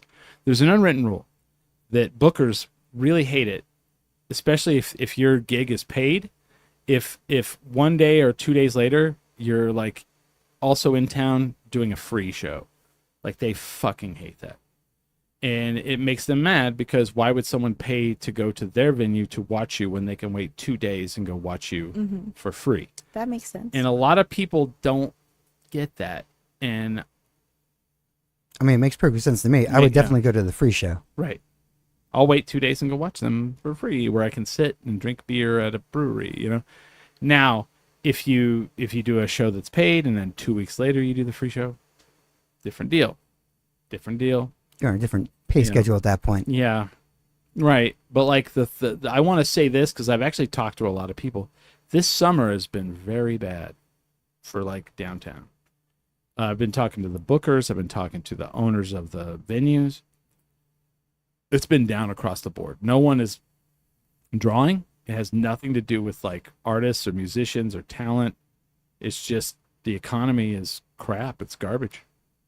And it sucks. It's like I've gone to Launchpad and I've watched like great bands and there's like 10 people there and it's like fuck. Ugh. Yeah, It's tough. that's what's like sad because I feel like too, like I feel like Santa Fe, I feel like a lot more people. I think it's maybe just because these people aren't from here. I feel like there's a lot more people that are willing to sit and like listen or like go out to do that because that's such a smaller town and they're just like looking for fucking something to do. No, okay. Right, and they kind of join together and they'll listen to you, right? And Santa Fe's they're like an up and weird. comer now. Like they're like almost like have a scene. Yeah. So here's where I figured that out. Like I went up there. There's like Turtle Mountain, right? Not Turtle Mountain. What's the brewery there? No. What is the brewery that? It's not Santa Fe. What are you talking not about? Santa Fe. No. There's a brewery that has a really good stage. Oh gosh. it's not the Lens. No. It's not for with Mama Manana, is it? Mm-mm. There's a brewery there that has a really good stage, and like I saw the Heartless Bastards there. Oh, is it? Fuck. It's not Tumbleroot, is it? Tumbleroot. So Tumbleroot, right? So I go up there to go watch the Heartless Bastards at Tumbleroot, right? Heartless Bastards, this is like my 6th time to see them. Every time I've gone to see them, I've seen them at Launchpad, I've seen them at the El Rey, I've seen them at the Sunshine, and like they sell tickets. So I go over to Tumbleroot to go watch them, and like that room is packed, and it's a pretty good sized room. And like it's like $35, $45 a ticket. I can't remember. It's right in there, right? Which is a good amount of money. This is the difference between Santa Fe and Albuquerque. If a band comes to Albuquerque that's kind of known, but Albuquerque people don't know it, they will not go. They won't pay $5. They won't pay $5. They will not pay $10. So I'm in Santa Fe. Sometimes 7 can throw you for a loop. Yeah, so I'm in Santa Fe to watch Heartless Bastards. It's packed. And 4 different times, people were like, do you know what kind of music this band plays? And I'm like, what the fuck? You paid $35. You have no idea who they are. And so I'm like, so I talk about it on the podcast. Barney hears it. He goes up there to do a show for Joe Anderson. And he's like, dude, you're not kidding. So many people bought tickets at the door and they were like, what's the band like? And I'm like, and part of me is like, that's amazing. And part of me is like, what the fuck, you know? I think we just like to part. Like, I feel like we like to party. We like cover bands, right? Like I do covers, right? Yeah. Like, and I only really just do covers to supplement. Like, hey, like if they say, hey, do a 3-hour gig, I'm like, I have an hour of original music, so I'm gonna pick some songs that inspire me, right? Like, Do you do a lot of covers? It just depends on the gig. Yeah. So like for State Fair, it was an 1.5-hour set. That's a long set. I did and I did 2 of those back to back. Wow. So I did an 1.5 hour on the You did Chevron 3 hours. Pavilion, and then I ended at 5. Then right at 5, we went to the Speakeasy, and then I did another 1.5 hours. Yeah. Did you do the same set or did you switch it up? No, I switched it up. Nice, So we do like I have like probably like 40 songs that we do that we know, like me and the band, right? 10 of them are like my originals, and then the other 30 are like covers. And we don't obviously do all of those every single time. We do about, for like a 2-3 hour set, it's anywhere from 20 to 30, right? Depending on how we do it. Yeah. And I not to be like I'm used to this, but I was doing cover band stuff before I started writing my own music. Sure. So that's kind of I feel how like it that's is. kind of how it goes. Right. So I don't mind doing covers, but I want to just do my original music. But I also know that there's an element of like mixing those up in between and be like, hey, this is my original song. Well, and I do get people and they're like, hey, I like that. You know, and I also like these other things you do. So it's a little bit of like give and take when it comes to those. Sure. But ideally, I just want to do my originals. So when I can just do a fucking hour of my originals, perfect. I mean, it's a little P.T. Barnum. It's P.T. Barnum. Yeah. It is. It's a little bit of, here's something you know. And you go, oh, I like that. I like something I know.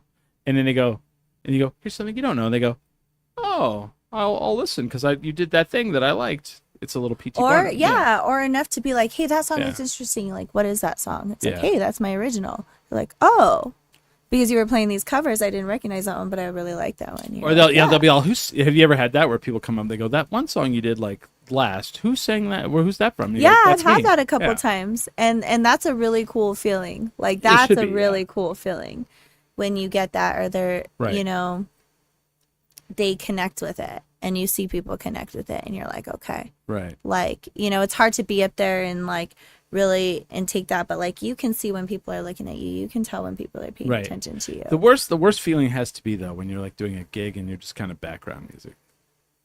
And that happens a lot too. It does, yeah. But you know, somebody told me something the other day. They're like, I think I was stressing about the state fair gig, and I was like, you know, and I would just like sit there and like rewrite the set list, or I would go in and like just detail like maybe I shouldn't sing this like this, like, you know, almost to the point, I don't want to say make myself crazy, but I think sometimes I get so involved that like I'll just be, I don't want to say wasting time, but just re-going over.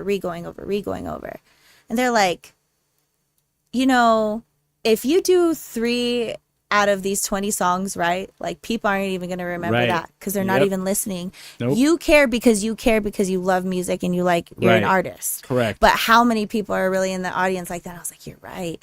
But that doesn't mean that I'm just like, hey, like, let me slack off and like, let me not care. Like, I still want to care because I'm like, no, like for me, for what it means to me, I want every song to be like this.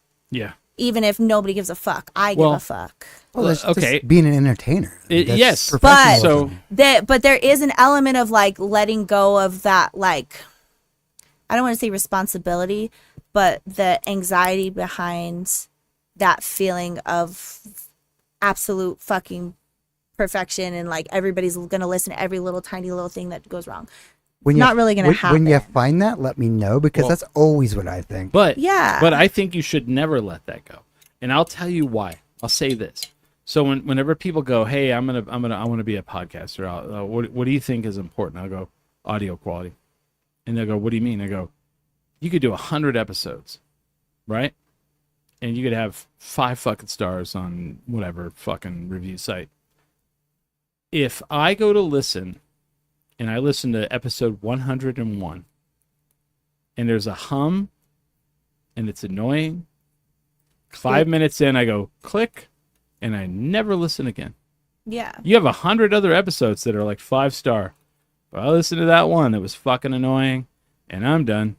We're producing a product. Yeah. And so there are whole episodes of this show where we did 2 hours and they've never seen the light of day because there was issues with audio. And I was like, I'm not putting that out there. That's professionalism. So never lose that, like, because here's the thing. When you're performing, I had a person a couple years ago do Night of Living cover bands, and I went to go watch, and they were terrible. They would stop singing to pick up their cell phone, to read the lyrics, put it down, sing those lyrics, stop, pick up the cell phone again, read the lyrics. And I was like, this is awful. Well, then they hit me up and they're like, I want to be on your show. And I was like, So I kind of ignored it for a while, and they would write like these huge paragraphs. Why they should be on. And in my opinion, is like, if you put the effort to write all these paragraphs in, why didn't you put the effort in to like learn the material and do the actual thing? So then finally, after a while, I was like, look, I've seen you and I did not like it. And they're like, well, when did you see me? And they were like, I said this event. And they're like, well, I was sick. My bass player was sick and they had to cancel. And so I had to go up and I had to do the best I could. And I was like, well, you should have canceled if it was that bad. Because, and they were like, you shouldn't judge me on that one performance. And I was like, But that's the only time I've but seen that's you. how it works. If somebody walks in and you're playing and they go, and then they see your name on a flyer, they're not going to show up again, right? I mean, yeah, there's definitely a level to that, and Yeah. there's definitely things like you're gonna have bad gigs, like You everybody are. has bad days. You know what I mean? Right. Like, But if you phone it is. in, I mean, but if that becomes like a norm, like, you know, like we all have bad days, like you let a bad day happen to Shit, you like yeah. a couple times a month or one time a month. But it right? shouldn't be- it But shouldn't if be- every day is a bad day, or if every day is just like not Yeah. like you're not prepared, then yes, that has something to if you're to not do with prepared, like you a little bit, Yeah. and just work harder, or just stay at that. That's fine too. Right. You can also do that. Right. But I mean, it's really just ultimately up to you. But and where you my want to thing be is, or what it's important to you in your heart. like there's a bad day, where you cannot, it's not your fault. But there's a bad day where you're ill prepared. And so for you to say, hey, I went in with, I want to do every song as perfect as I can, I have no issue with that. Yeah. I have no issue with that attitude. It's, when someone's like, well, you only have to do 3 well. I get that, but I'm not going to try for that. I'm going to try to do 100%. Yeah, no, every single time you want Yeah. 100%. But what the thing is just like that pressure and the anxiety of being like so worked up about it, right? Or worried about it. It's just like, like you can only do what you can do. And like, you're really at the liability of just like the situation at hand. How do you deal with that stress, like that pressure? So I feel like I stress myself out a lot up until like the day of the gig.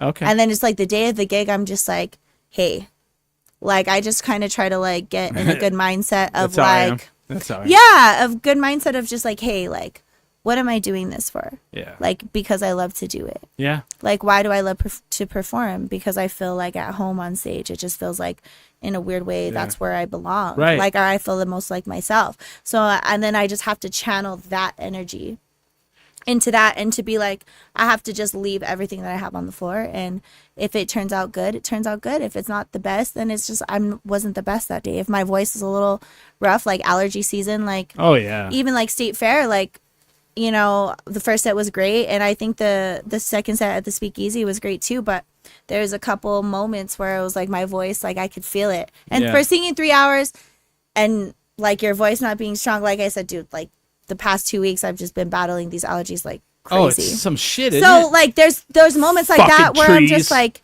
but I listen back to some of the audio and I'm like, well, like if somebody's paying attention, they could hear it, They could. and there's an element of there's going to be people that are gonna be like, oh yeah, that sounded like shit. And there's always going to be that. Yeah. But that's okay. And that's not what I'm talking about. I'm talking like people that like get like literally you don't even know the lyrics. No, dude, and you're doing a legend. You're doing a legend. There is a lot of people like that, and sometimes like just in general, it doesn't have to do with music, just in life. Like right? Like you can be talented, right? But like talent doesn't fucking matter. Like it's all about your hard work. Because your talent is there. The talent will help you. Like you're already here if you have talent. Yeah. But if you fucking work hard, you'll be like through the roof. Yeah. You know what I mean? And sometimes people just rely on their talent and they're just like, they're okay with that. They're just like, hey, like I'll figure it out on the wing. And there's a beauty to like doing that as well. Mm-hmm. But you can't rely on just like showing up and being like, hey, I'm going to figure it out. Like, I'm going to wing it. No. No. And until, like, I always say this too, I'm like, until I can get fucking really, really, really paid to like do music and like pay my musicians so we could practice like 3-4 times a week, that's going to be different. Right now, like we practice once a week, like 3 hours. Which is pretty good. We get along, damn, consistently. You know what I mean? But like, fuck, dude, like if I had somebody funneling me even like $1,000 a month, I'd be like, hey, I can pay you for practices, so let's do another fucking practice a week easily, or 3, you know what I mean? And let's like really, really grind this out. Like I wouldn't mind doing that. But then there's people that are just like, hey, like this person's fucking me man because I'm like the shit, so like I'll practice or like whatever, but like I'm not gonna put all of this effort. And some people get away with that, dude. Oh, they do.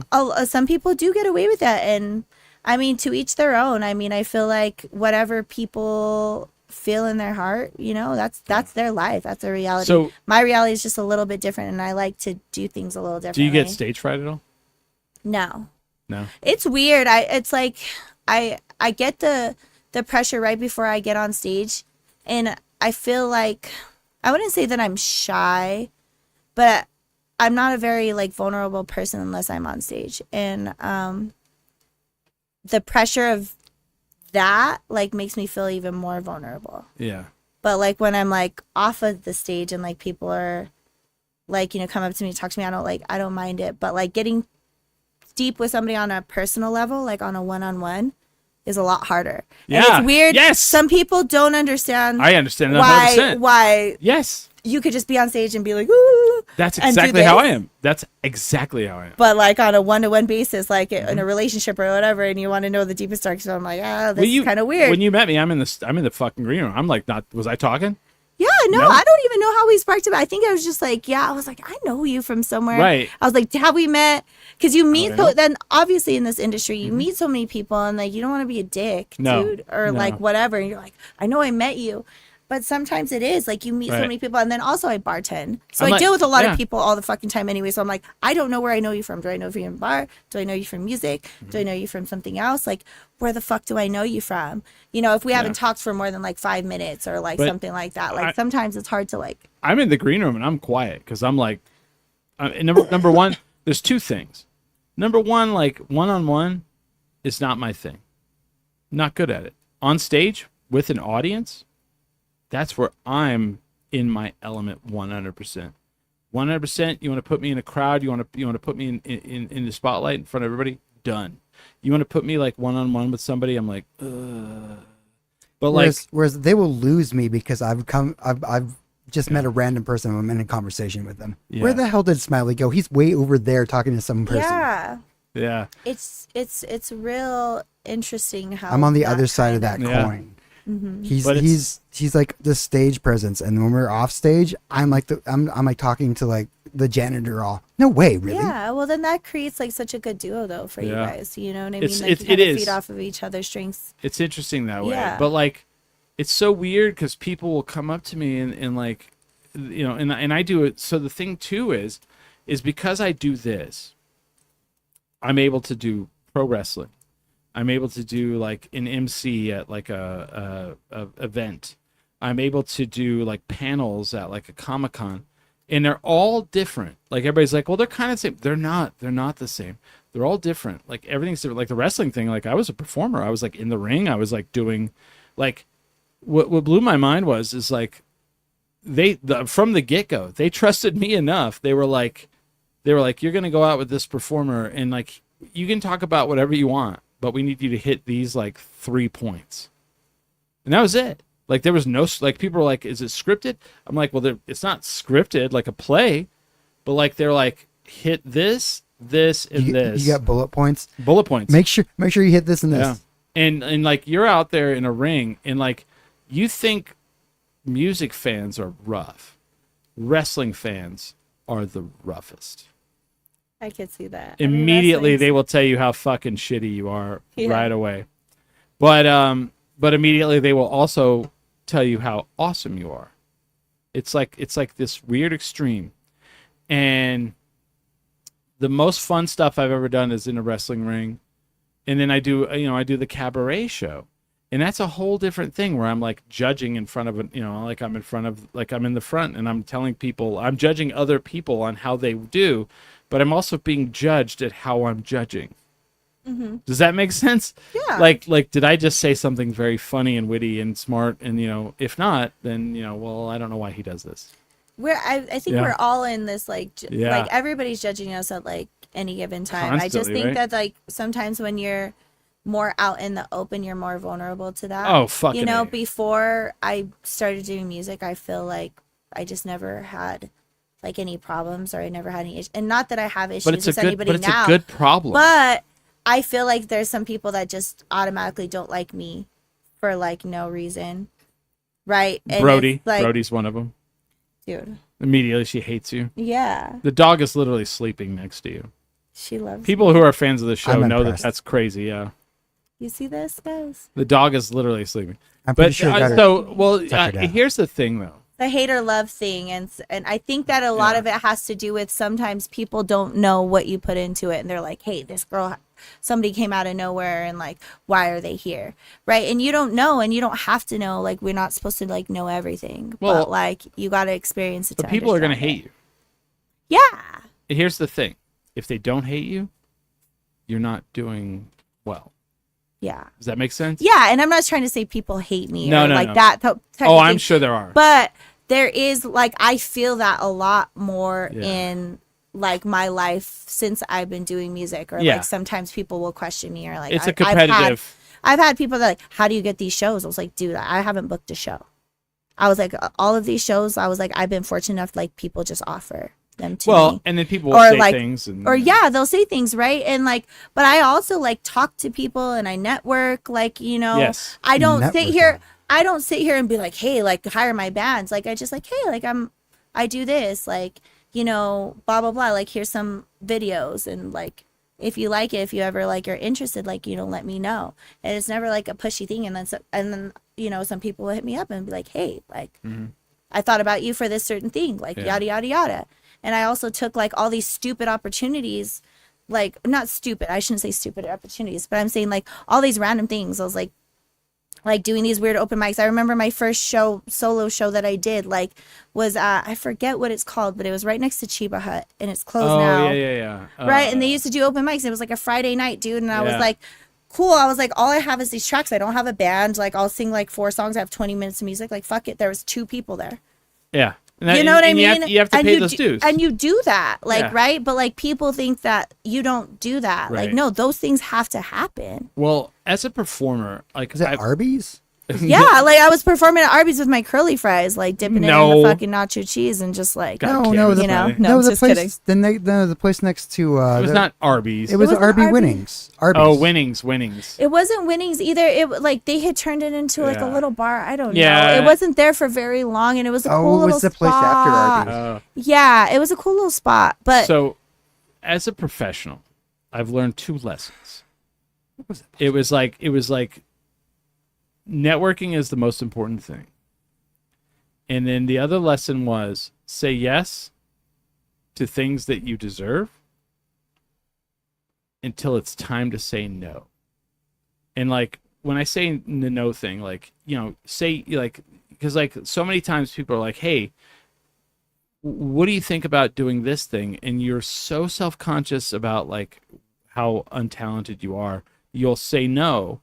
And so like I didn't learn to do well until I was like, well, wait a minute, if they're asking me to do it, then they think I'm good enough. Yes, I'll do that. And when I started saying yes to things that I may or may not have been, you know what I mean? that's a good point, because there was a lot of times where I should do this. They're like, they wouldn't ask you if they didn't think that you were capable. Right. But like you have to line your capabilities and what you understand in your reality, in your because that is a big fucking part of it. And then once you realize like, okay, yes, I'm good enough, then they'll ask you to do these things, and you're like, well, I don't know if I can, but I'm gonna say yes anyway, and then I'm gonna figure it out. Yeah, either you fail or you fucking win, dude. Yes. And if you fail, then that's just a fucking like you know not to do that, or like you know what I mean, or it's just like you're not failing if you put your all into it, right, and fall short. Well, but then, if you're putting your fucking all into it, then you leave it all on the table. Well, then you learn that lesson. Yeah. And then life goes on, and you elevate yourself, and then you have to learn how to say no when there's things that are like down, not below you per se, but like aren't really going to do anything for you, except take up your time. It's the time thing. It's time. It's very really precious. Time. Yeah. Time and effort. Time plus effort. And then you're like, well, this is doing nothing for me, except for it's helping these people. And I know this sounds fucked up. It's helping these people. It's helping us none. And then it's giving us nothing. No money, no DAP or whatever you want to call it.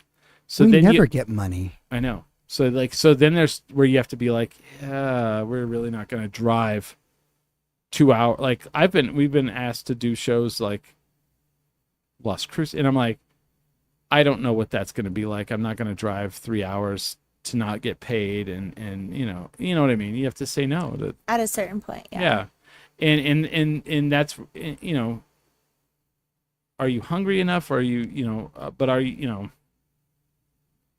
yeah, it depends on where you are, but yeah, you have to learn how to say no to things. It's weird. It's a weird thing, and like I came to the realization of it probably not too long ago that I was like, oh, there's some things I probably should say no to, that like you just gotta weigh your options out on situations and be honest with yourself if you're capable of doing that, or like if it is worth your time, because we all have lives. You juggle a lot of things. Yeah, like I work, I'm a mom, I do serial music, killer, you kill people on the side, That's very I'm also time-consuming. a cult leader. Now that seems like something that would drives take a monster up truck most of your I'm just kidding. time. Yeah. A cult leader seems like it would help out a little bit. She sings. Oh, and she's a cult leader as well. People are like, oh.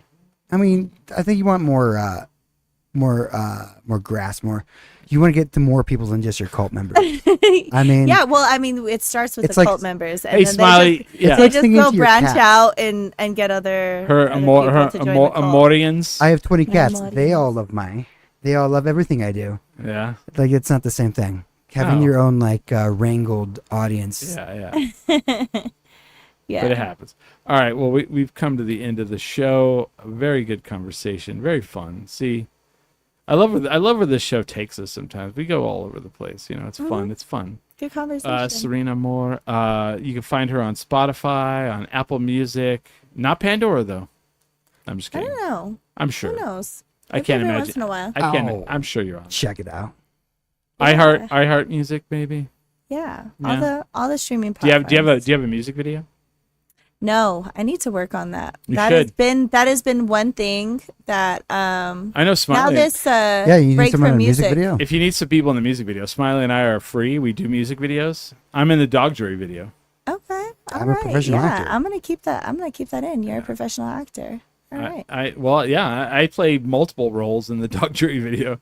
He even I'm brought, 3 different parts. he brought his own security shirt. I brought my own wardrobe. Okay, Yeah. so you bring your own wardrobe. Yeah. Okay, that's something. To And keep in mind. I helped write some of the music video. Let's just say I didn't write it. I helped just write some parts of it. yeah, Story Barney- direction. definitely. Yeah, we all wrote it, but yeah. New music is coming very soon. Nice. I have Yeah. a lot of songs in my back pocket. Some already Nice. recorded. Nice. And we should hear new music by the beginning of next year for Check sure. her out. She's Absolutely. awesome. I mean, here's the thing. I will need a CD. She's on this show. I got There's only certain people that get on this show. you. Hey. Hey yo. Yeah. Where's your favorite venue to play? Dude, I love Echoes. I have a soft spot for Echoes. You did I saw you there and I was like sick. And Echoes is just like the sound is always so good. Yeah. And I mean and I love Jake. Yeah. Dude, I mean he's really a good guy, and I think his heart is really like for music and helping artists and Yeah, he's not making things money. like that. Yeah, and I there's a heart and a genuineness in that space. Right. So I feel like you feel it when you walk in there. I felt it before I even knew Jake. I did some background vocals for Jimmy Climbs when he did like some. Oh, That's Jimmy. that dirty scumbag. Oh, love him. I love him. We love Jimmy. Oh, okay. I was like, No, ah. I love Jimmy Climbs. We love Jimmy. Yeah, and he had asked me, and how he had it arranged and how everything was like. It was just beautiful, and every single time that I play there, I feel like I'm at home. Yeah. So that's where I had my album release party. Nice. And Also, that's where I had so my many first bathrooms. solo show, just showcasing my music. So Yeah. it has a special place in my heart. So Yeah. All right. Well, right on, man. How exciting. So check her out. If she me does out. it, she does a show at Echoes. I just wish they were better at promotion. They were good, and then they lost it. promoting is a very, very, very difficult. It's a science for sure. It is. And I know. There's a lot of different things, but I mean, shout out to Echoes for giving people Especially, original artists like a Original. platform yes. and saying no to like what everybody else is doing just to bring people in and just really Agreed. sticking to their guns and doing Agreed. that. Agreed. Whether you like it or not, you got to respect like the gangsta fucking Oh, and just like the bra. Jake, dude. Like, they'll bring anyone in. I think we saw shout Dick out to Niffing. Jake. Huh? I think I saw Dick Niffing over there. Yeah. Yeah. And He he was- knows a lot of people. And Wasn't he at our show? We did a show that we podcasted from there. at Echoes? Yeah. Yeah. Very- I think I do remember that. Very broad. Like, I love him for booking just anyone. Yeah. And just giving him a chance. Dick Niven. That was crazy, dude. I'm like, what? He didn't bring in Fighting Tom Jones, though. Fighting Tom Jones punched his boss out. That's my favorite newscaster. But yeah, I want to thank you for being on the show. We've got some stuff coming up. September 18th, Duke City Championship Wrestling. Buy the ticket, take the ride, go check it out. We'll be in Chicago the second weekend in October. Chronicon. We'll be in Rosemont, Illinois. Is it gonna still be in Rosemont? Yeah, suburbs. Still cool. But we will be at in Chicago. We're gonna be partying. We don't get to go to the Malort distillery. Not this time. Well, I'm not sure. Are they bringing it to us? No, he no longer works there. Oh no. Our friend that was the distiller. So according to Ming, we're not gonna. He doesn't think we'll go. So I don't know. We'll see. I don't know. We shall see. But yeah. But we'll still buy some Malort and bring it back. I mean, they sell it at the stove. We're gonna be on a train. They have We're gonna take back a case. Dude. They have Malort coffee. We gotta bring back the coffee. Malort everything. They do. Malort. Gross. Malort. And then yeah. So yeah, check out all the things. Check us out. Go say hi. Hit us up on social media. Add us. Our YouTube channel is blowing up. We were at earlier this month, or no, last month we were at 200 people. Now we're at like 650. Let's go. Add us on YouTube.